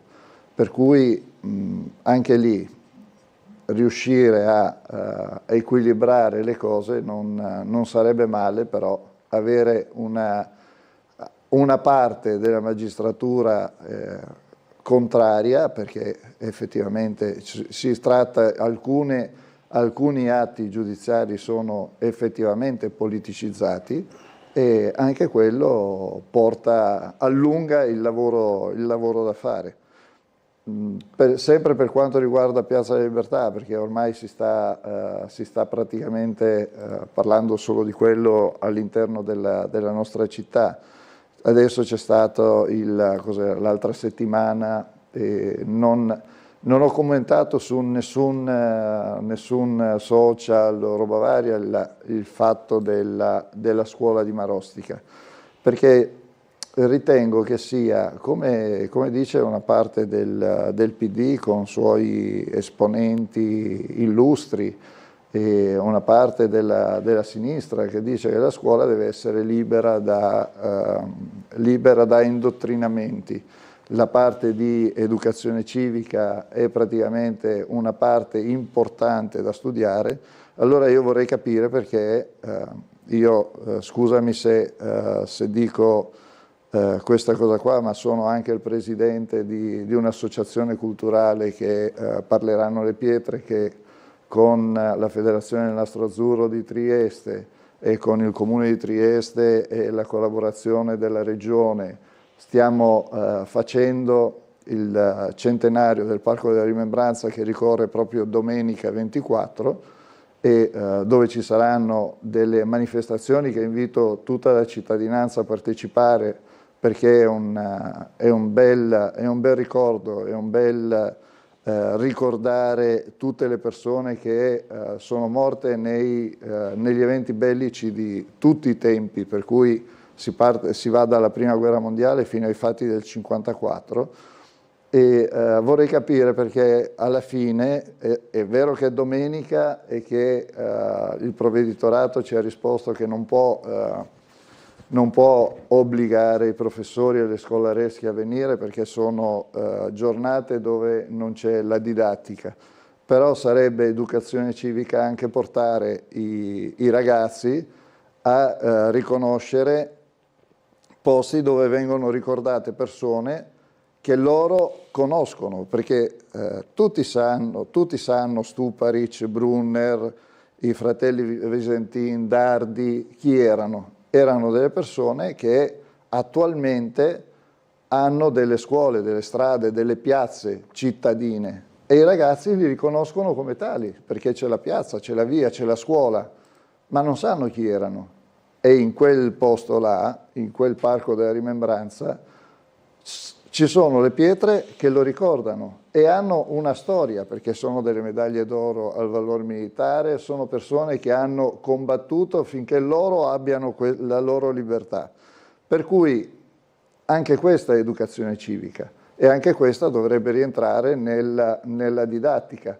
Però non sento nessuna parte che dica sì, facciamo dell'educazione civica a tutto tondo, portiamo anche nelle scuole, anche il solo ricordare chi erano i personaggi a cui è dedicata, a cui è intitolata la scuola, tipo la Nazario Sauro. La Nazario Sauro adesso è in ristrutturazione, però quanti bambini vanno alla Nazario Sauro e non sanno chi fosse Nazario Sauro?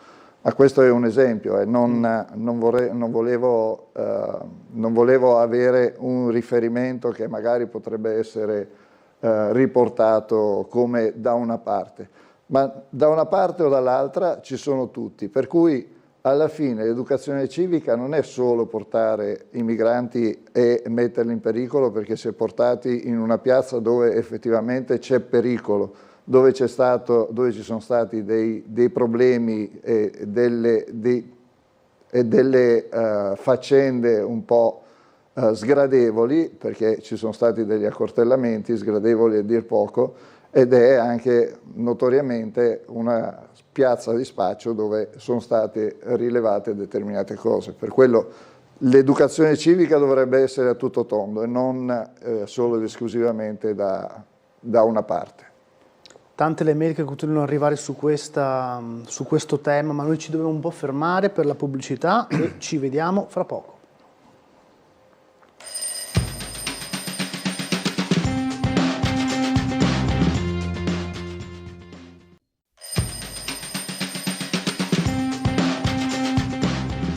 Ultima parte di Sveglia Trieste insieme a Ignazio Vania, Fratelli d'Italia, quarta circoscrizione. Abbiamo parlato tanto di Piazza della Libertà, situazione migranti, vediamo cosa c'è, chi c'è con la prossima telefonata. Buongiorno.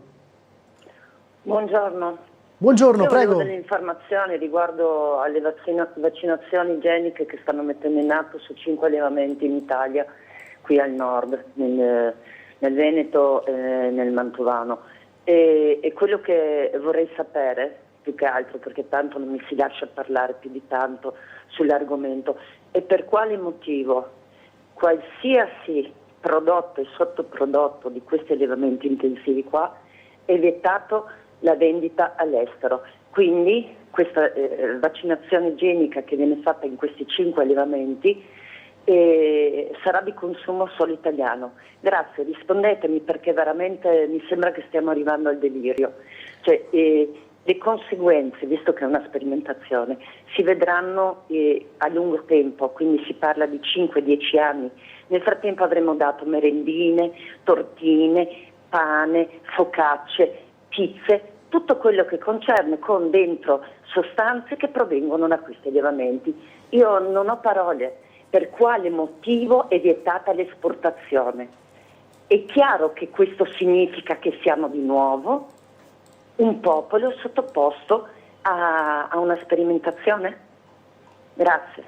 Grazie, buongiorno. Non ne so nulla. Anch'io. Non ne so davvero nulla, mi dispiace, chiedo scusa alla telespettatrice, mi dispiace, non dovrei approfondire, non ne so davvero nulla per poter commentare. Anch'io mi spiace tanto e mi informerò su sta cosa qua della vaccinazione igienica che si sta facendo, ma non ne ho realmente notizia, per cui probabilmente mi informerò sicuramente, ma attualmente mi spiace, ma non posso dare nessun tipo di informazione perché non conoscevo il problema. No, tra l'altro invito anche a beneficio di avere con più maggior sicurezza una risposta che si chiama Sveglia Trieste, perché così insomma ecco, su Trieste siamo preparati. Sveglia Italia avrebbe dovrei studiare e prepararmi molto di più per conoscere anche quello che succede a Catanzaro, per dire. Un bacino d'utenza più grande. Esatto, quindi chiedo scusa, ma su tutto il paese in questo momento non sono preparato. No. Ma c'è un'altra telefonata, pronto? Buongiorno a lei, suo ospite, sono Gino. Gino, buongiorno. Buongiorno. Il discorso dei migranti, cioè il discorso è molto più vasto di quello che di solito ci si sempre focalizza su quanti ci sono arrivati, quanti bisogna portare via, eccetera. Ma il problema è macroscopico. Per esempio, l'Ungheria, che non ha voluto mai accettare appunto migranti, è stata punita dall'Unione Europea con miliardi di multe, miliardi di euro di multa. Quindi il problema è che l'Unione Europea, sostenuta da una coalizione di sinistra, ha fatto delle direttive approvate dal Parlamento europeo che impone agli Stati membri di accettare l'immigrazione. Questo perché? Perché l'Unione Europea fa parte di un concetto globalista che vuole che l'Europa abbia una popolazione di meticciato in cui non si identificano più le varie popolazioni delle varie nazioni, perché in questo modo i grandi gruppi finanziari possano amministrare e fare le produzioni e produrre ricchezza secondo la loro visione del mondo, che significa digitalizzare ogni persona, che diventa quasi un robot, che è controllabile in tutte le sue funzioni, e quindi l'elite in questo modo si riproduce quello che era nei tempi passati il sistema re, vassalli, eccetera. Per cui questa è la realtà.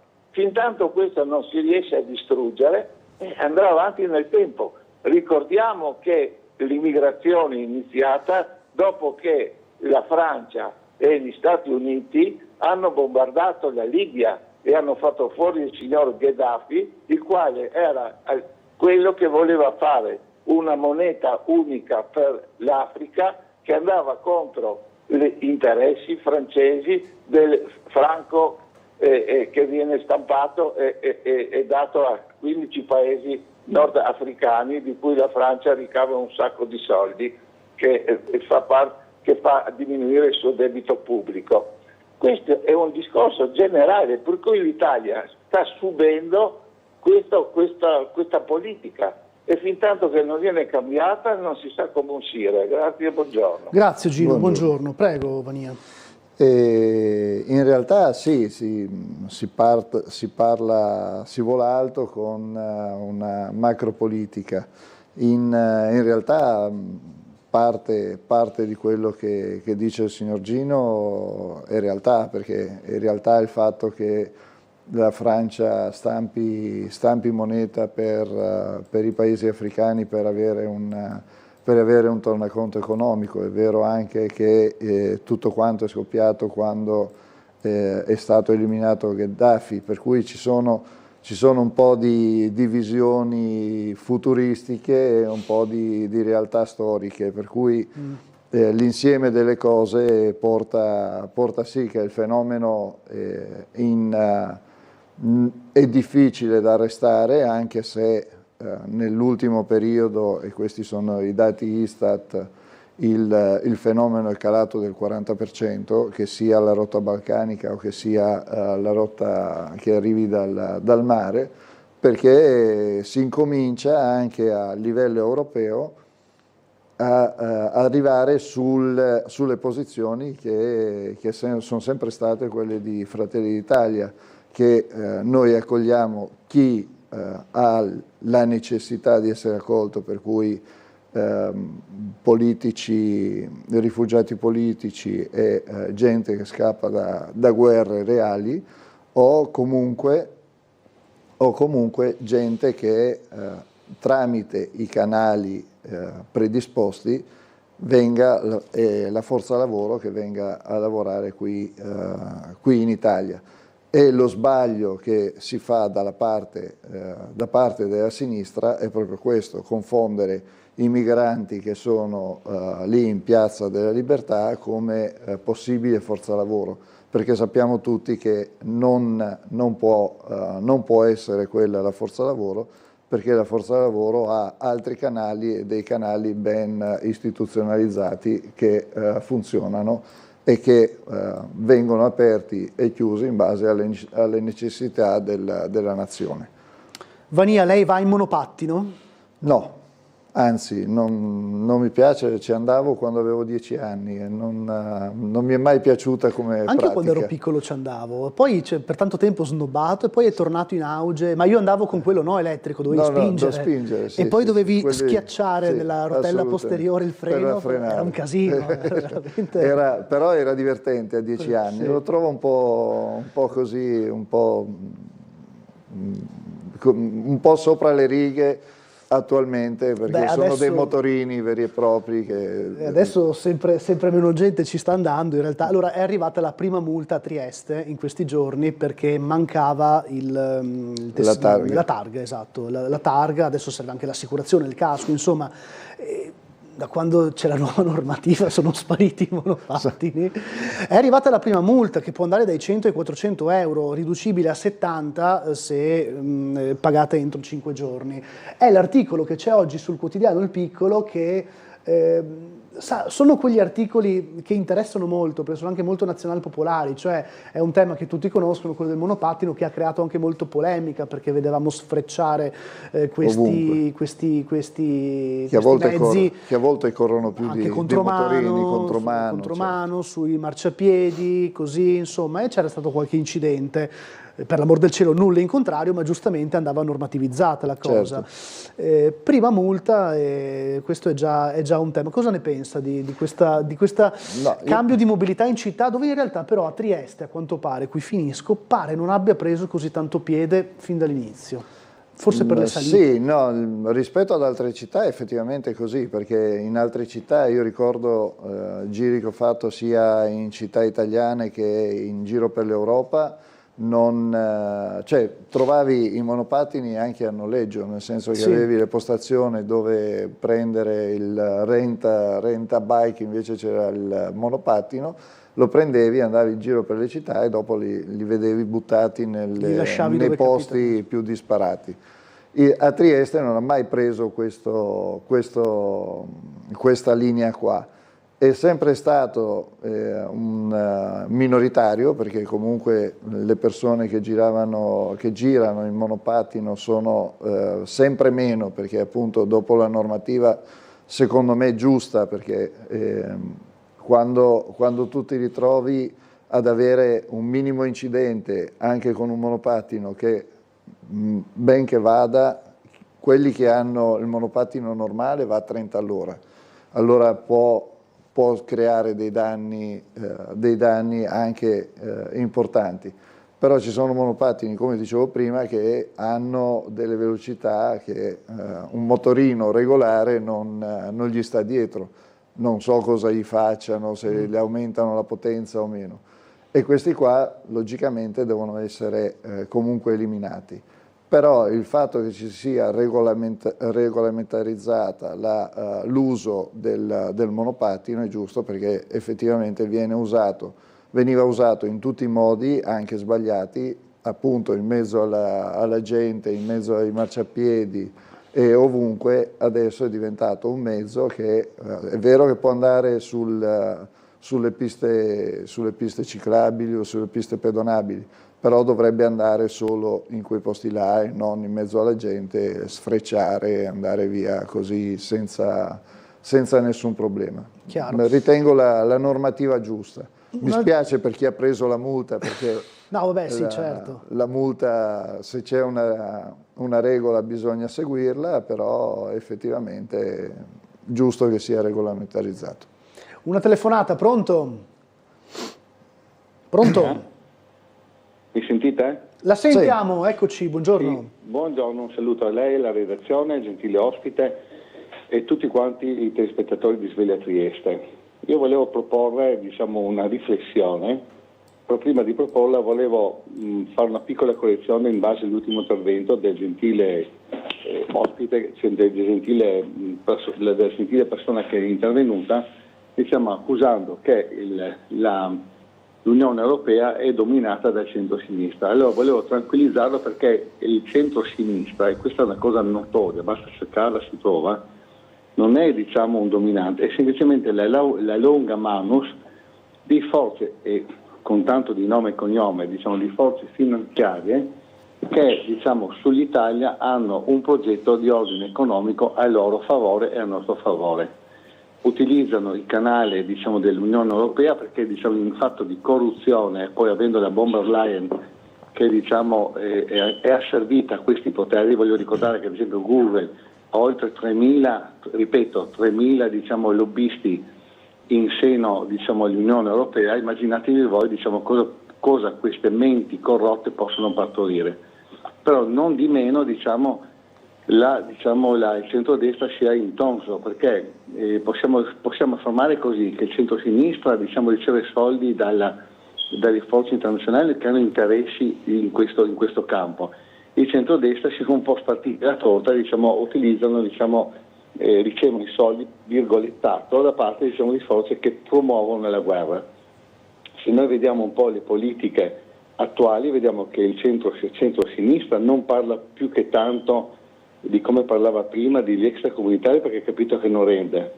E il centro-destra, partendo dal governo fino a Trieste, è un governo di apparizione, cioè appariscono, no? Solo questo, fanno finta di lavorare, fanno finta di trovare soluzioni, Porto un esempio, diciamo, tranquillo, è mettere la chiusura di Piazza Libertà.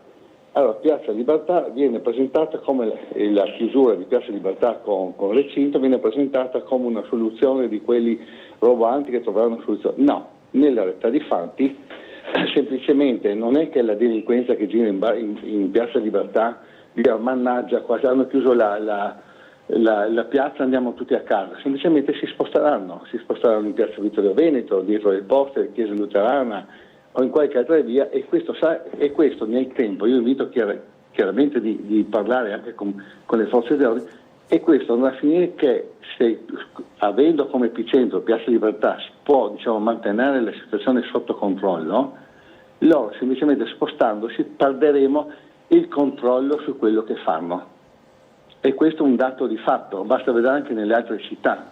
Non è, poi se noi vediamo, diciamo, che il costo della Piazza Libertà, di quello che ho capito, costava circa €1 milione, ecco che, e anche se non fossero €1 milione, sarebbe ancora meno, vediamo che una caratteristica di questo, dal governo fino al governo cittadino, è che a loro piace tantissimo la parola appalto.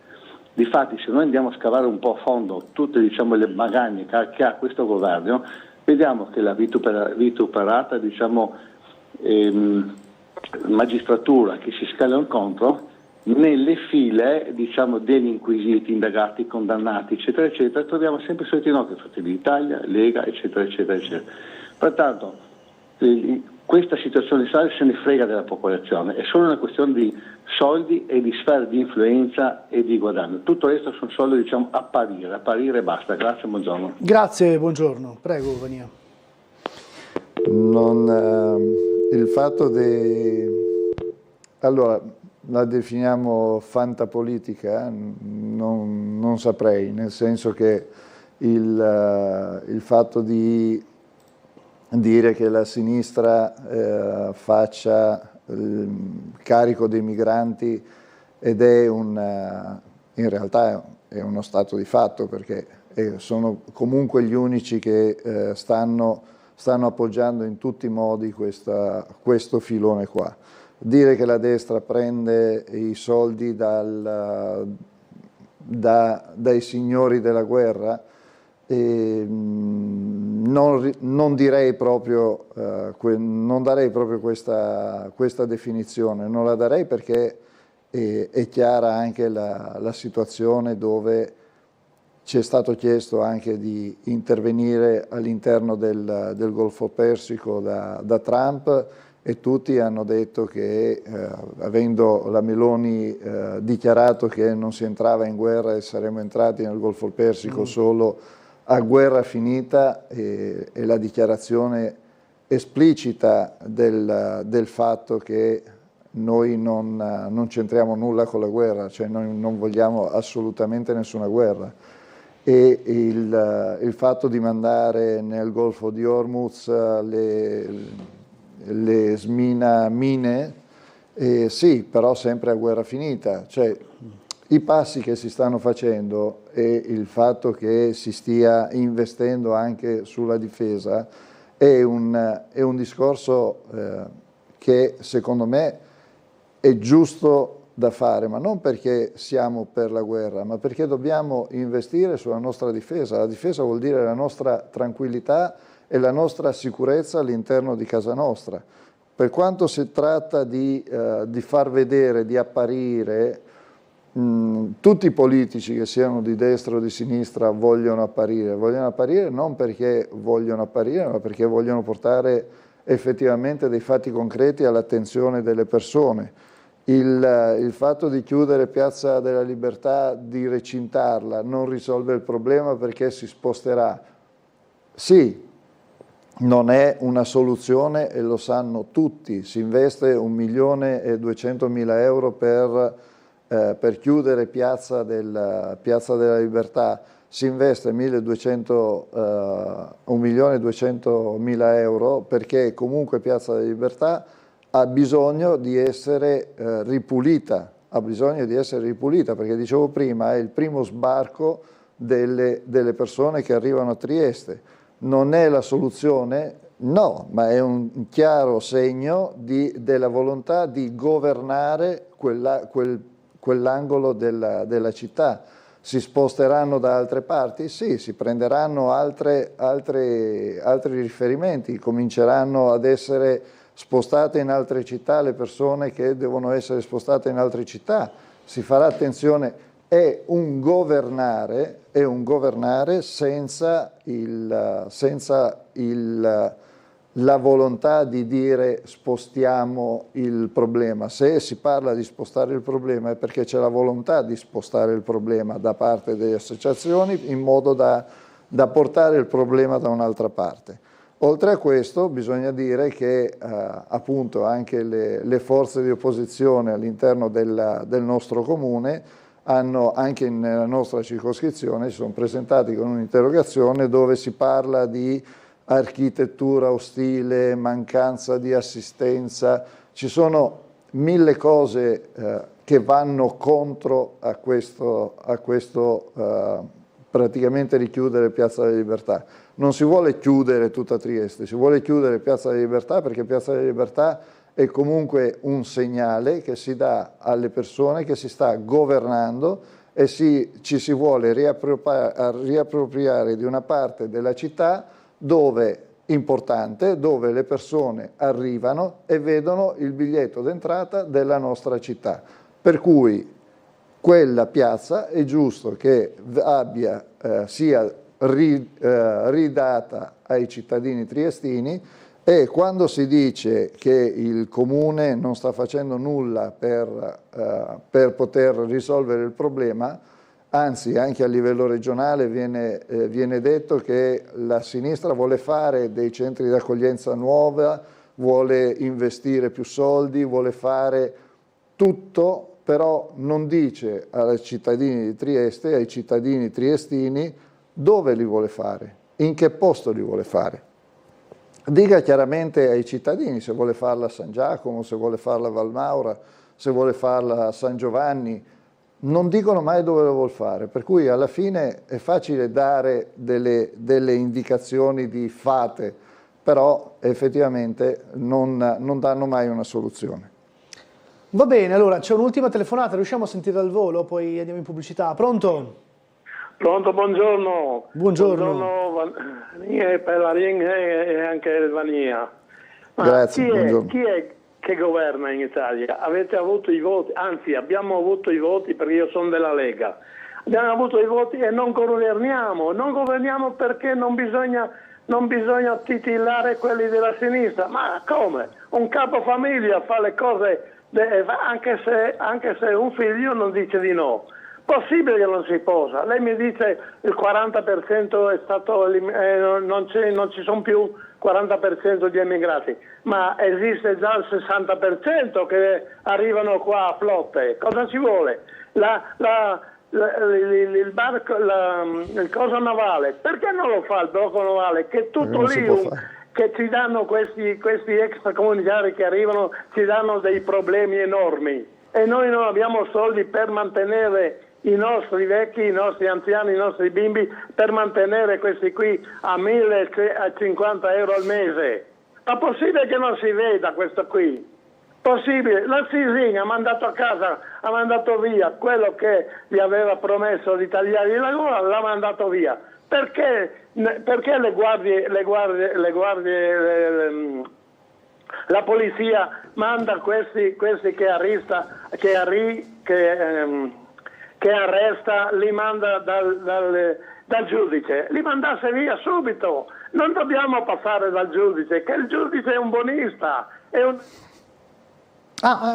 caduta la telefonata. È caduta. Va bene, al volo Vania la prego. Sì, al volo non possiamo fare il blocco navale perché da quando la Rackete è stata assolta perché aveva spronato la vedetta non si può più fare il blocco navale perché la magistratura gli ha dato ragione, per cui il blocco navale è difficile anche se ci stiamo riprovando a livello europeo a riproporlo. Per quanto riguarda il fatto di saltare la magistratura non si può saltare.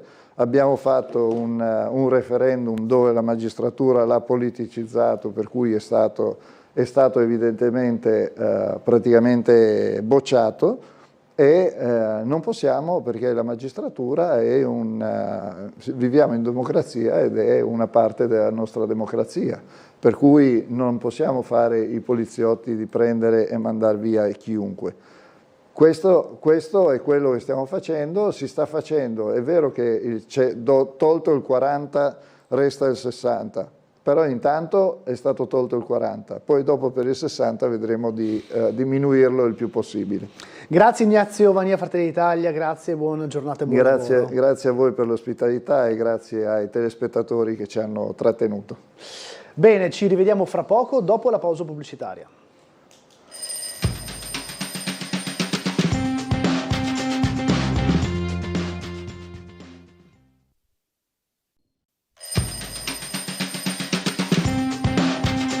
Un commento sul caso degli alunni di Marostica che sono andati in gita a Trieste a partecipare a questo progetto di aiuto per i migranti.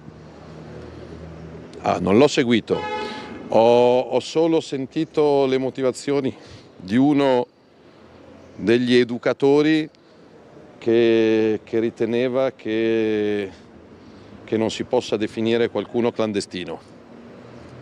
Insomma, c'è una legge.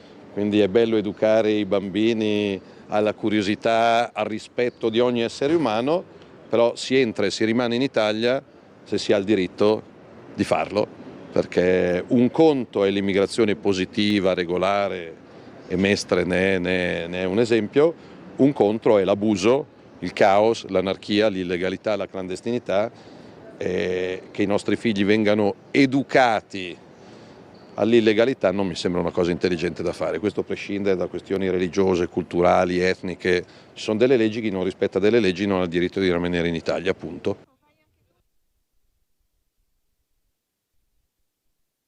Rimangono marcate le distanze politiche sull'iniziativa della scuola di Marostica che ha accompagnato alcuni studenti in Piazza Libertà a Trieste nell'ambito di un progetto di educazione civica per constatare dal vivo il tema dei diritti umani. Attività che ha sollevato un gran polverone politico rispetto alla necessità o meno di far presenziare gli alunni in quel contesto, noto anche per fatti di cronaca nera che hanno scosso l'opinione pubblica. Ritengo che un progetto scolastico non debba essere oggetto di censura da parte di nessuna parte della politica, anzi ritengo lodevole quello che è stato portato avanti da parte di questa scuola, perché le nuove generazioni devono essere coscienti di quello che accade, si deve sensibilizzare rispetto a un tema che purtroppo è oggetto di scontro politico. Portare dei ragazzini così piccoli in quel luogo ha tutto il sapore di una provocazione pura nei confronti di tutte le istituzioni presenti sul territorio, rimarcando che comunque oggettivamente spetta all'autonomia degli singoli istituti decidere quale attività fare.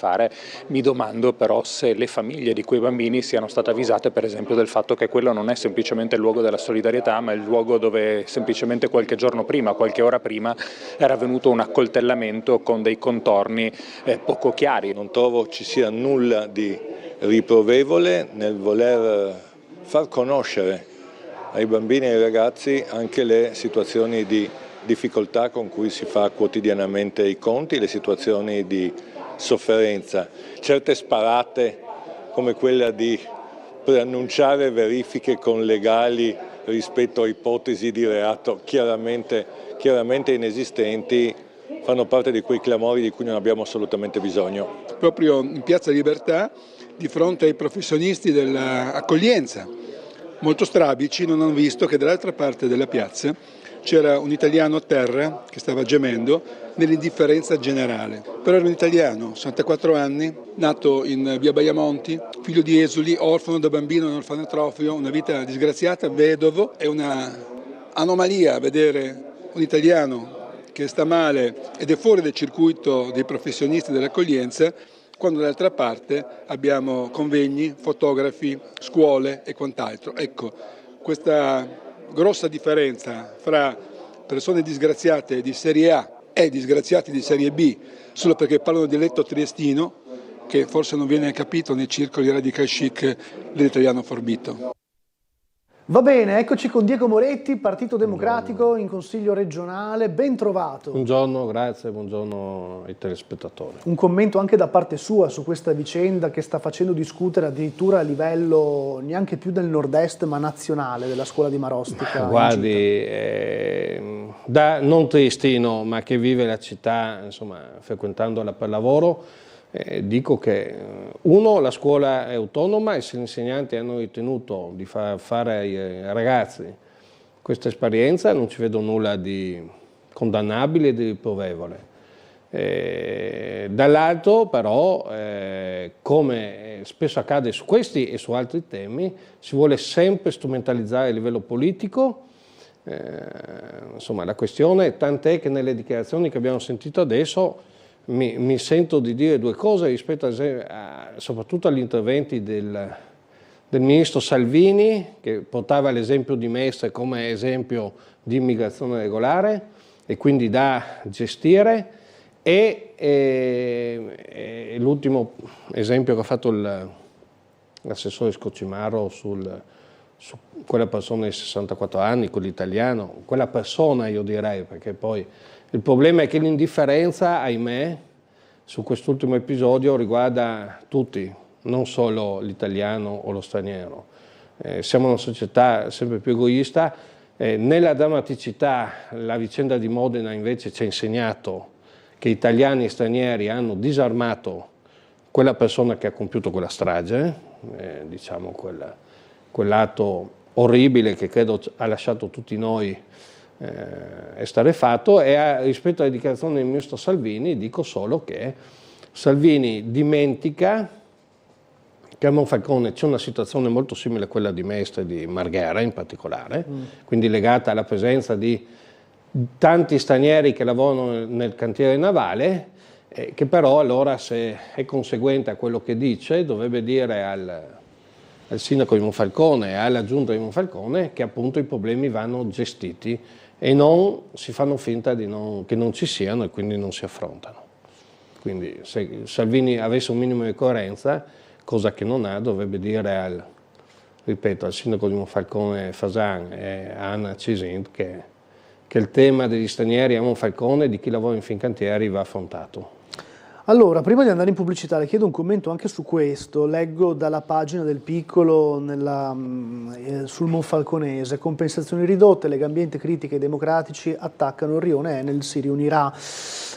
Moretti, il partenariato è altro come i soldi pubblici non di A2A. È intervenuto anche lei in merito a questa vicenda? Sì, perché a fronte di una modifica della convenzione tra Regione e A2A, concordata peraltro col Comune di Monfalcone, di fatto non si fanno alcuni interventi che erano previsti da quella convenzione. E siccome insomma, nel 2023, quando poi è stata perfezionata quella convenzione, si arrivava da più di un anno, quasi 2, nella quale il Comune, in maniera del tutto finta e ipocrita, si era dichiarata contraria alla conversione a gas, quando tutti sapevano che la Regione e A2A stavano in qualche modo definendo una conversione che poi è avvenuta da un punto di vista autorizzativo con tutta una serie di prescrizioni che poi sono state fatte, e sapevamo che il Comune non poteva mettersi contro la Regione, tant'è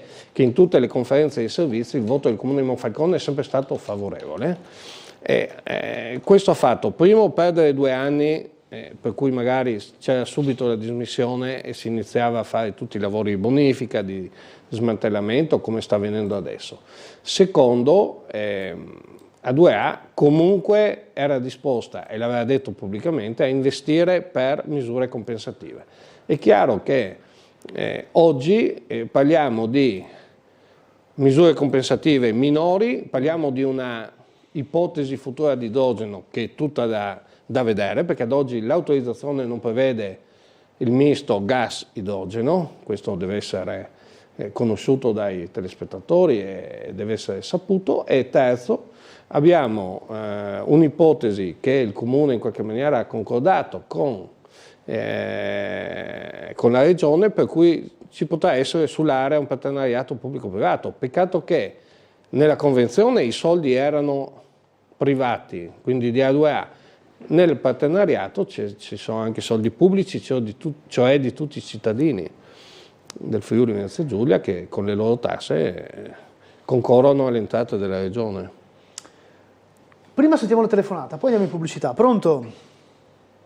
Sì, buongiorno. Cerco di essere breve su due argomenti che meritano forse un approfondimento. Primo, i bambini in Piazza Libertà, mi aspettavo una levata di scudi contro quella che considero una vergogna di aver coinvolto dei bambini delle elementari per dare un'immagine della nostra città, che è sempre stata accogliente, storicamente accogliente verso tutti, ma che dovrebbe in teoria gestire flussi continui, interminabili, di persone che non si sa né cosa fare di loro, né quali prospettive possiamo offrire, né di casa né di lavoro, salvo mantenerli a vita.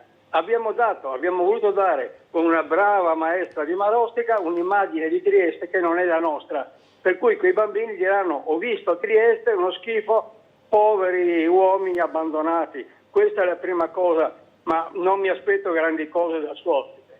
La seconda però è quella delle imminenti elezioni, adesso a Mestre, Venezia, dove gira un filmato in rete dove vediamo indottrinare delle donne musulmane spiegando bene cosa devono votare, come devono votare da parte del PD.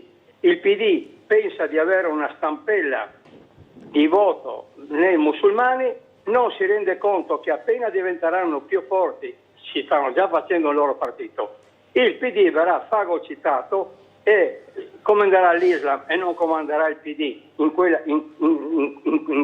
nuovo partito. Dai, vi ringrazio, non voglio farvi perdere tempo, buongiorno. Grazie, buongiorno. Allora Moretti, aspettiamo che finisca la pubblicità e poi commenteremo. Va bene. Reclam. Certo.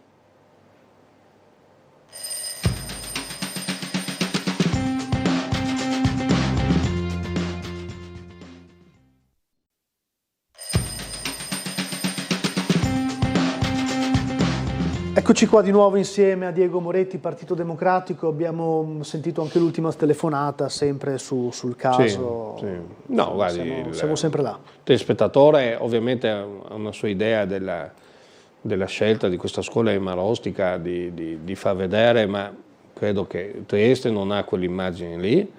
È un aspetto che la scuola nella sua autonomia ha ritenuto di affrontare, secondo me anche facendo ragionare le persone, poi credo che e le famiglie piuttosto che anche i bambini, per quanto scusate, piccoli, possano formarsi anche un'opinione. Io questo non lo vedo negativo. Trieste è anche la città, e voi lo documentate molto bene, in cui l'ordine pubblico fatica ed è un elemento di paura tra i cittadini. Non è solo legata alla presenza immigratoria, che è vero, è molto alta, ma che sconta la poca solidarietà delle altre regioni. Vediamoci anche molto chiaramente, perché i trasferimenti sono sempre difficili da fare, e non parliamo dei respingimenti, che sono l'ultimo delle questioni, che è ancora bassissimo. Sull'altra questione di Mestre, sì, ovviamente i social spopolano, e capisco che il telespettatore si sia concentrato su questo video, che effettivamente anche a me fa paura, ma avendo vissuto le elezioni di Monfalcone, che sono molto simili a Mestre, ricordo che a Mestre, a Venezia Mestre, dove domenica si vota, anche partiti di centrodestra hanno candidato persone italiane di origine del Bangladesh.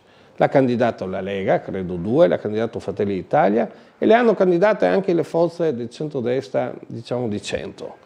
Quindi il tema c'è, come tutte le comunità, per essere chiari, anche le straniere votano a destra e a sinistra, non è che qualche partito ha il monopolio di un voto piuttosto che altro, anche questo è un mito da sfatare. A Monfalcone l'hanno dichiarato, anche i imam hanno votato a destra, prima Cisint e dopo Fasan. Quindi io su questo, guardi, sono molto sereno, perché primo le persone sono libere e fanno quello che vogliono, social, strumentalizzati, tutto quello che si vuole, e voglio dire, anche a destra, anche se fanno finta di non avere questo, anche a destra prendono i voti delle comunità straniere, perché come è ben noto, insomma, il voto giustamente è unico, individuale, e tutti i voti aiutano a vincere. Quindi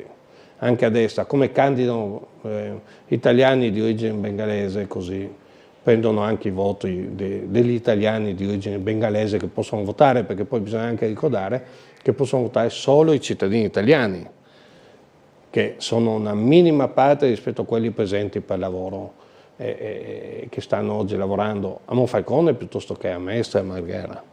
Ancora una telefonata, pronto? Buongiorno.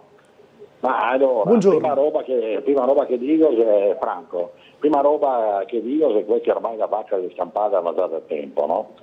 Se andiamo a analizzare il fatto che paesi come la Svezia e come altri paesi hanno un problema come il nostro, ma ancora superiore, per quel che riguarda naturalmente il flusso dei migrati, ma questo è un punto che per me è inarrestabile ormai, no? Perché abbiamo anche le guerre proprio in Medio Oriente, proprio alle porte, e dunque avremo un flusso sempre più costante. Ma via questo, quel che mi vuoi domandare all'ospite, è una roba che io tengo, perché la mia cultura, io essere italiano, avere una mia storia, e con questa situazione di invasione anche su quel che riguarda le prime e seconde generazioni, che non arriva a integrarsi dentro su quel che riguarda naturalmente il tessuto e la cultura nostra, se questo il suo ospite, va bene, che piace che magari tra 10 anni avremo una situazione, va bene, dove che saremo schiacciati da queste culture, che sono culture lontane da queste delle nostre. Vi ringrazio e buona giornata. Grazie Franco, buongiorno. Allora, una situazione chiaramente inarrestabile, dice il telespettatore, con tante migrazioni e tante guerre, fra 10 anni anche insomma, il mondo culturale in cui vivremo potrebbe cambiare, questi un po' i temi che... No, ma il signor Franco ha posto un problema serio, vero, perché io dico che quelle che vengono chiamate le radici giudaico-cristiane della nostra Europa e anche della nostra Italia vanno preservate, rafforzate, ma c'è un tema che è ineludibile, che questi temi, le questioni migratorie vanno affrontate. Non possiamo pensare che con quello che sta accadendo, le guerre, la povertà, le migrazioni, il cambiamento climatico, che sono uno dei temi, la necessità che non si trovano per lavori più umili persone, quindi qualcuno quei lavori dovrà farli, perché non potremo pensare che quei lavori non si fanno. Il rapporto con anche chi ha un'altra religione deve essere un rapporto in qualche maniera affrontato, e la forza di una cultura, di un modo di essere. Io sono d'accordo che ci sono aspetti della religione musulmana che assolutamente non possono essere condivisi, a partire dalla considerazione che si ha della donna, soprattutto in alcune culture, più che religione, deve far parte di un dialogo continuo, di un affrontare i problemi continuo, che non può essere quello di girare a testa dall'altra parte e fare il muro contro muro, perché alla fine rischia ancora di più di radicalizzare lo scontro. E quindi io condivido il fatto che le nostre culture vanno preservate, ma noi dobbiamo essere forti, non nel contrapporre la nostra cultura alla loro, ma nel dire che quando si arriva qua bisogna far imparare la lingua a queste persone, bisogna far imparare che qua ci si comporta sotto tanti aspetti della vita civica in un certo modo, e che quindi l'integrazione si fa anche così. Insomma, ripeto, vengo da una realtà che conosco, e la radicalizzazione accade perché dall'altra parte, quindi dalla parte istituzionale, si pensa solo a fare divieti e non a dialogare e a fare integrazione vera, che è l'unica cosa che aiuta quelle persone a essere integrate nel territorio, a prescindere dalla cultura che va preservata, che è la nostra cultura, e che anche a forza di reclamare l'invasione di qua e di là, è chiaro che noi non saremo perdenti proprio da un punto di vista dell'atteggiamento culturale. Ripeto, secondo me io non la vedo come una contrapposizione tra civiltà, ma come un'integrazione, per cui, voglio dire, questi pagano le tasse come noi, se vengono regolarmente, sì, perché devo negare loro, ad esempio, un luogo dove andare a pregare, ad esempio, nel rispetto delle regole, ma perché devo negare? E quindi questo esaspera ancora di più la radicalizzazione nell'altra parte, perché uno che ha divieti, io vengo da una famiglia in cui ho avuto tanti, e dopo chiudo, ha avuto insomma parenti che sono immigrati in Europa, in Svizzera. Beh, i primi anni sono stati, non potevano portare i familiari, e sono stati in qualche maniera ghettizzati. E cosa facevano questi? Si trovavano tra italiani, si trovavano la domenica nei bar italiani, e però l'integrazione è venuta dopo, quando hanno avuto la possibilità di portare i figli, le famiglie, che hanno imparato la lingua, hanno frequentato le scuole. Guardate che in Svizzera, nella civilissima Svizzera, o in Germania, gli italiani vengono trattati come peggio di come oggi vengono trattati le persone che lavorano straniere nel nostro paese. Chi abbiamo al telefono? Pronto? Sono Gino, un saluto all'ospite. Buongiorno. Io ho sentito Cacciari, il filosofo Cacciari, che ha fatto una chiara esposizione della situazione a riguardo proprio a questa roba dell'immigrazione e delle religioni. Ha detto la religione musulmana, cioè la religione cristiana, è quella più debole delle tre religioni monoteistiche. Perché? Perché è una religione che porge l'altra guancia, cioè accetta tutto. Mentre la religione musulmana dice chi non è musulmano è praticamente una persona da distruggere, perché la religione musulmana deve entrare in tutto il mondo e quindi è una religione aggressiva. Unito al fatto che hanno un grado di riproduzione enorme rispetto al nostro, vuol dire che è un gruppo etnico, un gruppo che si diffonderà in maniera molto veloce.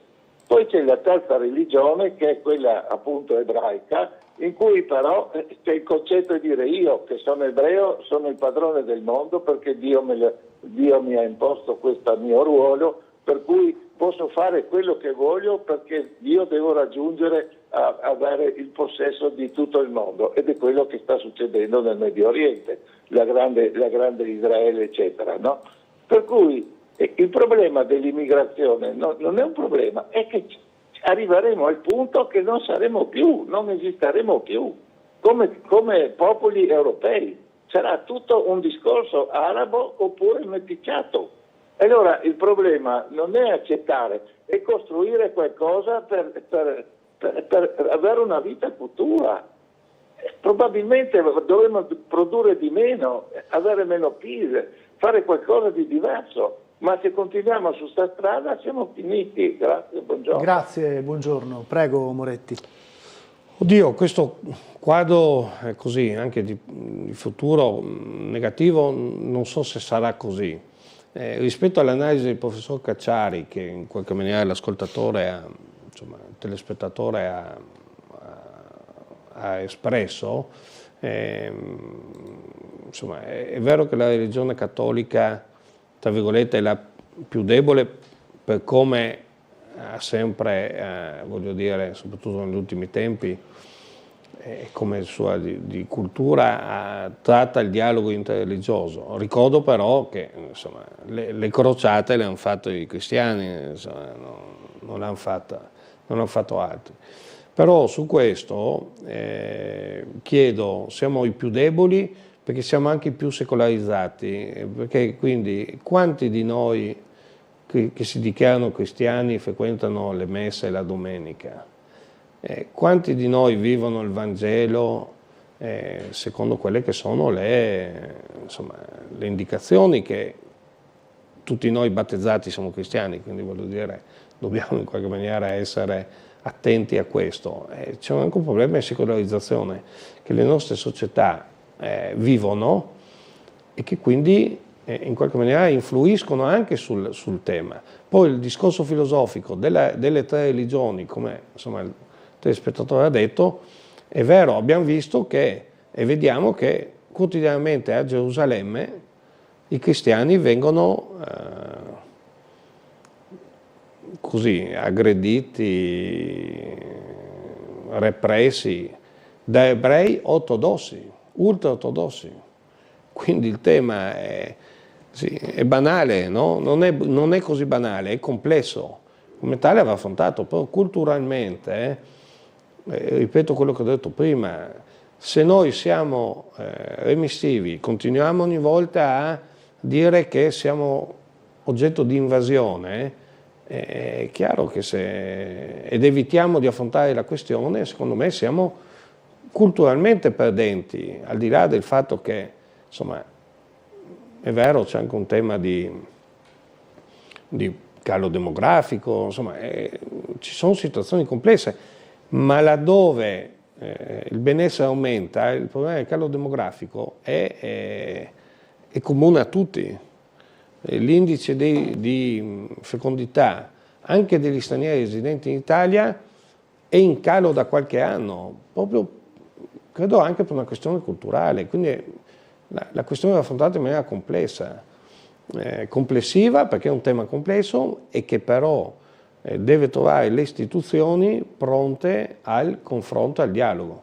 Ripeto, il muro contro muro non aiuta nessuno perché non fa che aumentare la radicalizzazione e questo comunque non è positivo per chi la vive direttamente. Guardiamo quello che succede in Francia, dove hanno molti più stranieri, peraltro tutti ex colonie francesi, li hanno ghettizzati nelle banlieue e vediamo cosa succede nelle banlieue.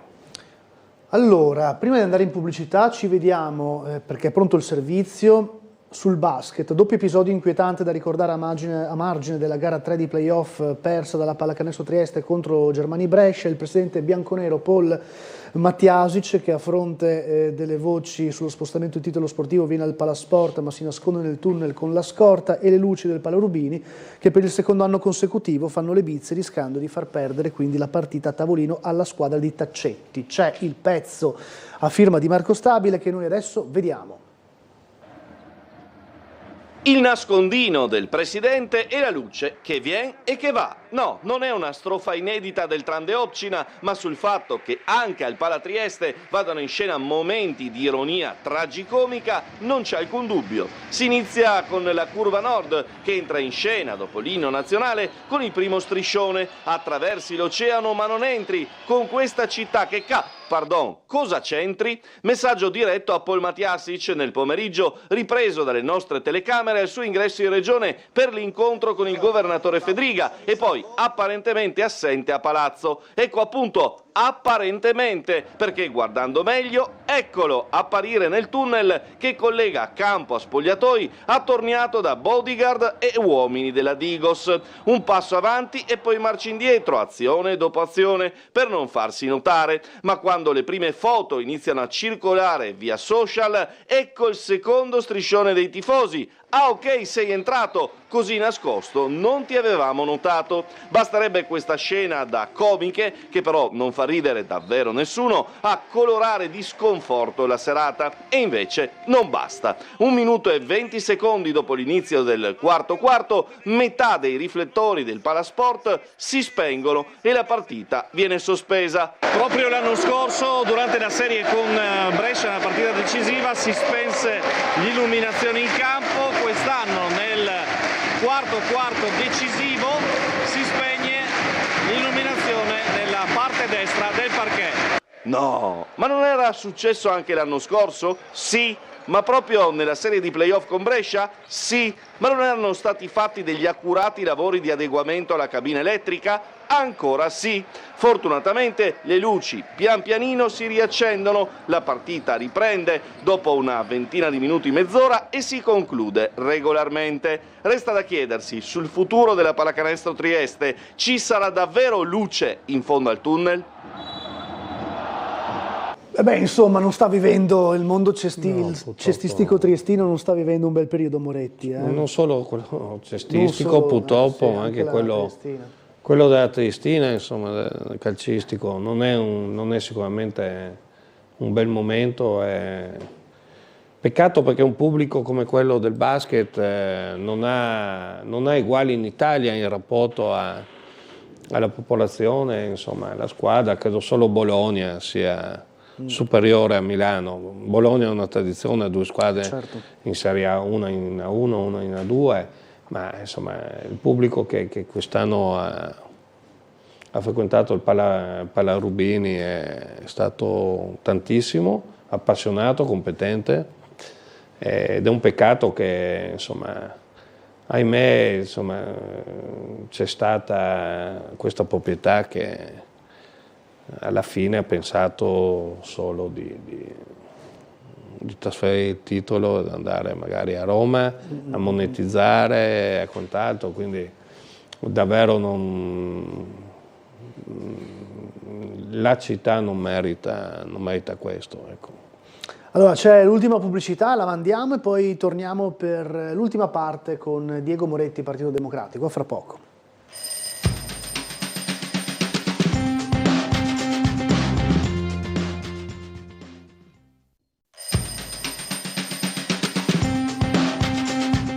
Ultima parte di Sveglia Trieste insieme a Diego Moretti, consigliere regionale Partito Democratico, e sentiamo un'altra telefonata. Pronto?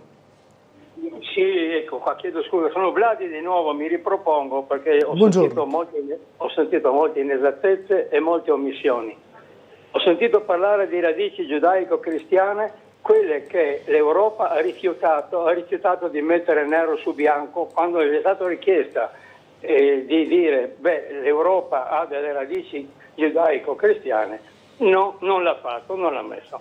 Ho sentito dire che bisogna essere italiani per votare. Non è vero assolutamente, perché nelle elezioni locali basta essere residenti, non serve essere italiani. È falso, Bene. è falso. Bene, okay. Ma vabbè, allora vuol dire che... Io dico, guardi, per certezza, non votano tutti. No, allora, mentre state portando un sacco di extracomunitari a votare... Ma non è vero, signor Vladi, non è vero. Anche la destra candida gli extracomunitari, guardi che anche la destra. C'è un filmato in rete, se lo vado a vedere. Sì, ma guardi, il filmato in rete c'è, ma anche Fratelli d'Italia, anche la Lega candida italiani di origine bengalese. Bene, allora lei vada a vedere, non glielo dico, guardi. Non si preoccupi, vado a documentarmi. Abbiamo parlato degli ebrei, cosa stanno facendo in Israele contro gli italiani, eccetera. Non contro gli italiani, contro i cristiani. Contro i cristiani, ma dimentichiamo che in Africa i cristiani vengono ammazzati continuamente. È vero. Ma però lei non l'ha accennato, lei ha parlato di quello. Beh, dovremmo raccontare quello che accade nel mondo, ma è vero. Giusto. È vero, è vero. Lei ha parlato di calo demografico generalizzato. Non è vero perché i musulmani a Monfalcone ci sono donne con 3 bambini al seguito e sono incinte. Quindi non lavorano, le nostre donne non fanno figli perché non hanno casa, non hanno lavoro e quindi c'è il calo demografico. Le donne musulmane devono restare a casa, non possono lavorare, e però è lo Stato che le mantiene. Ma non è vero, cioè come fa a dire? Le mantiene come mantiene chiunque che non ha un lavoro o accede ai servizi di welfare. Donne musulmane con 3-4 figli che vanno a lavorare non ce ne sono. Questo sì. Che era, ma no, non ce ne sono proprio, ce ne sarà uno ogni quando. Sì, ce ne sono, è vero. Sì. Devono accusare chiaramente, per cui l'ex sindaco, la Cesin di Monfalcone ha detto il 90% delle risorse che ho a disposizione per la cittadinanza vengono assorbite dal 30% degli stranieri. È vero. Anche questo, benissimo, e anche questo. Allora, accogliamo, siamo bravi, accogliamo tutti. Vengono e poi bisogna togliere i crocifissi, non si fanno i canti di Natale per non offenderli, dobbiamo dare massima libertà. Il consigliere Porro ieri sul Piccolo ha detto aspettiamo di vedere delle chiese costruite, cioè il paese di sogni, vedere in paesi islamici costruire delle chiese, mentre le nostre chiese qui si stanno svuotando e vengono vendute o fatte frequentare dagli islamici perché hanno giustamente il diritto di pregare. Quindi questo è tutto un arrampicarsi sugli specchi, mi dispiace, un sacco di inesattezze, di cose non dette, drammaticamente vere. Vengono, ma non c'è integrazione, non si vogliono integrare, vorrebbero essere loro a integrare noi. Questa è la drammatica verità. Negarla o far finta che non esista, mi dispiace, ma non va bene. Buongiorno. Grazie, buongiorno. Ma non sono d'accordo su tantissime cose che ha detto il signore, perché io credo di aver portato dati concreti, inoppugnabili. Su 2 cose condivido. Primo che anche laddove musulmani perseguitano i cristiani, questo non è accettabile. Ci sono paesi a maggioranza musulmana che hanno anche chiese cristiane che vivono pacificamente, penso alla Tunisia, al Marocco, in parte anche all'Algeria, meno, ma insomma. Sull'altra questione, sul welfare, è vero, buona parte del welfare viene, tra virgolette, assorbito da persone di origine straniera, che però, voglio dire, rispettano quelle che sono le regole, non è che, voglio dire, approfittano di norme che favoriscono uno e gli altri. Il problema vero, ad esempio a Monfalcone, è che il comune per primo, e non lo vuole fare perché capisce che questo contribuirebbe a risolvere il problema, ha bisogno di più risorse da Stato e da Regione, ma il comune si rifiuta di affrontare il problema e credo che questo sia sbagliato proprio dal punto di vista concettuale. Se poi riteniamo che la questione debba essere quella che li chiamano le aziende meglio a lavorare e quindi devono venire qua escono di casa alle 5 di mattina e vorremmo tutti che tornassero a casa alle 7 di sera e poi se ne stessero a casa. Purtroppo queste situazioni, purtroppo tra virgolette, non si possono avere perché sono cittadini come chiunque e per le elezioni comunali votano solo i cittadini italiani, non votano tutti quelli che sono residenti nella singola città. Gli unici che possono votare sono i comunitari se attivano una procedura specifica presso l'ufficio elettorale per cui comunicano la volontà di votare e quant'altro. Gli altri che non sono cittadini italiani non possono votare e lo ripeto anche al signor Vladi che diceva prima, la questione dei candidati di origine straniera la stanno avendo tutti. Non è il problema del video sui social perché poi noi ci concentriamo su quello che magari i social ci fanno vedere. Ma, ripeto, Fratelli d'Italia, la Lega, credo noi moderati, candidano persone di origine straniera, bengalese, anche a Venezia Mestre. Quindi, su questo almeno non diciamo cose parziali, perché tutti lo stanno facendo e tutti hanno diritto di farlo e credo facciano bene, perché una società che vede una presenza significativa di persone di origine straniera credo possano tentare di avere una rappresentanza, quindi che tutti quelli residenti si votino è falso, altrimenti a Monfalcone voterebbero 4.000 persone, invece ne possono votare su 9.000 stranieri e possono votare 800. Ancora una telefonata, pronto?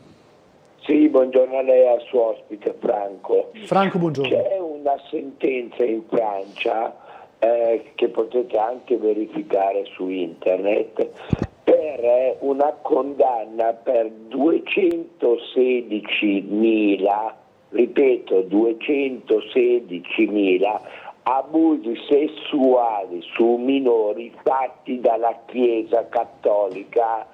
Perciò non è un vanto essere cattolici oggigiorno, perché anche poco tempo fa, meno di un mese fa, c'è stato un altro che insegnava religione nelle scuole che ha abusato di 6 o 7 ragazzi. E io mi domando, considerando che anche Papa Francesco aveva detto che avrebbe risarcito tutti i ragazzi, stiamo parlando di minori, per quanto riguarda l'abuso sessuale su minori che hanno fatto i preti della Chiesa Cattolica. Perciò non è un vanto essere cattolici, anzi io non capisco ancora come mai si promuova l'8 per 1000 alla Chiesa Cattolica. Era come fare l'8 per 1000 per Totorina. La ringrazio, buona giornata. Grazie, buongiorno. Moretti. Il fenomeno dei preti pedofili è una odiosità, su questo è vero la Chiesa ha avuto peccati di... La faccio finire fra poco, mi scusi sì. Moretti, ma solo perché abbiamo già pronto il nostro sondaggio che proporremo fino a questa sera nella prossima puntata di Ring con Ferdinando Avarino. Sicurezza, recintare Piazza della Libertà è giusto? Per dire sì chiamatelo 0422 1626 691, per dire no lo 0422 1626 690. Scusi Moretti, ma così abbiamo già fatto partire il nostro sondaggio, che sono anche molto partecipati tra l'altro dalla cittadinanza. Sì, ha fatto benissimo interrompermi, no, dico solo rispetto alle cose del signor Franco che il fenomeno dei preti pedofili è un fenomeno odioso, su cui la Chiesa tardi ma ha iniziato a intervenire, parliamo della Chiesa come i vertici ecclesiastici. Non può esserci alcuna giustificazione per episodi del genere, dalle condanne in Francia a quelli negli Stati Uniti, in Nord America, anche in Italia purtroppo, però a proposito dell'8 per 1000, per fortuna la Chiesa Cattolica non è fatta solo da questi delinquenti a cui andrebbe tolta anche la possibilità di officiare messa, ma proprio è fatta da tantissimi preti che aiutano ogni giorno, che sono parte della società, che aiutano i più deboli, italiani o non italiani che siano, certo, che aiutano tantissime famiglie, che fanno un lavoro senza il quale le nostre comunità sarebbero molto, non solo più povere, ma anche le stesse istituzioni sarebbero sprovviste di quel lavoro che fanno. Penso alle Caritas, penso ad alcuni preti cosiddetti di strada, che anche a Trieste vede una presenza importante e significativa. Cioè, io credo che non si può generalizzare. È chiaro che su questo la Chiesa e soprattutto i vertici ecclesiastici devono essere rigidissimi e non ci può essere alcuna tolleranza per episodi del genere. Siamo davvero agli sgoccioli. Moretti, le chiedo un flash, DDL multisettorialità, un commento al volissimo. Guardi, un DDL totalmente stravolto nella sua funzione, perché non è stata più, non è uscito un DDL multisettoriale, ma è uscito insomma, un DDL, un mini assestamento da 47 milioni in 3 anni. Questo ci dice una sola cosa, che iniziata la campagna elettorale, che in giunta e in maggioranza hanno solo in mente di erogare fondi a tutti senza alcuna strategia, senza alcuna priorità. Grazie Diego Moretti, Partito Democratico, Grazie consigliere in Consiglio regionale, buon lavoro, buona giornata. Buon lavoro a voi e grazie ai telespettatori. Grazie per averci seguito, chiudiamo qui Sveglia Trieste. Prossimo appuntamento con le notizie alle 13:20 con il notiziario di Tele4, buona giornata.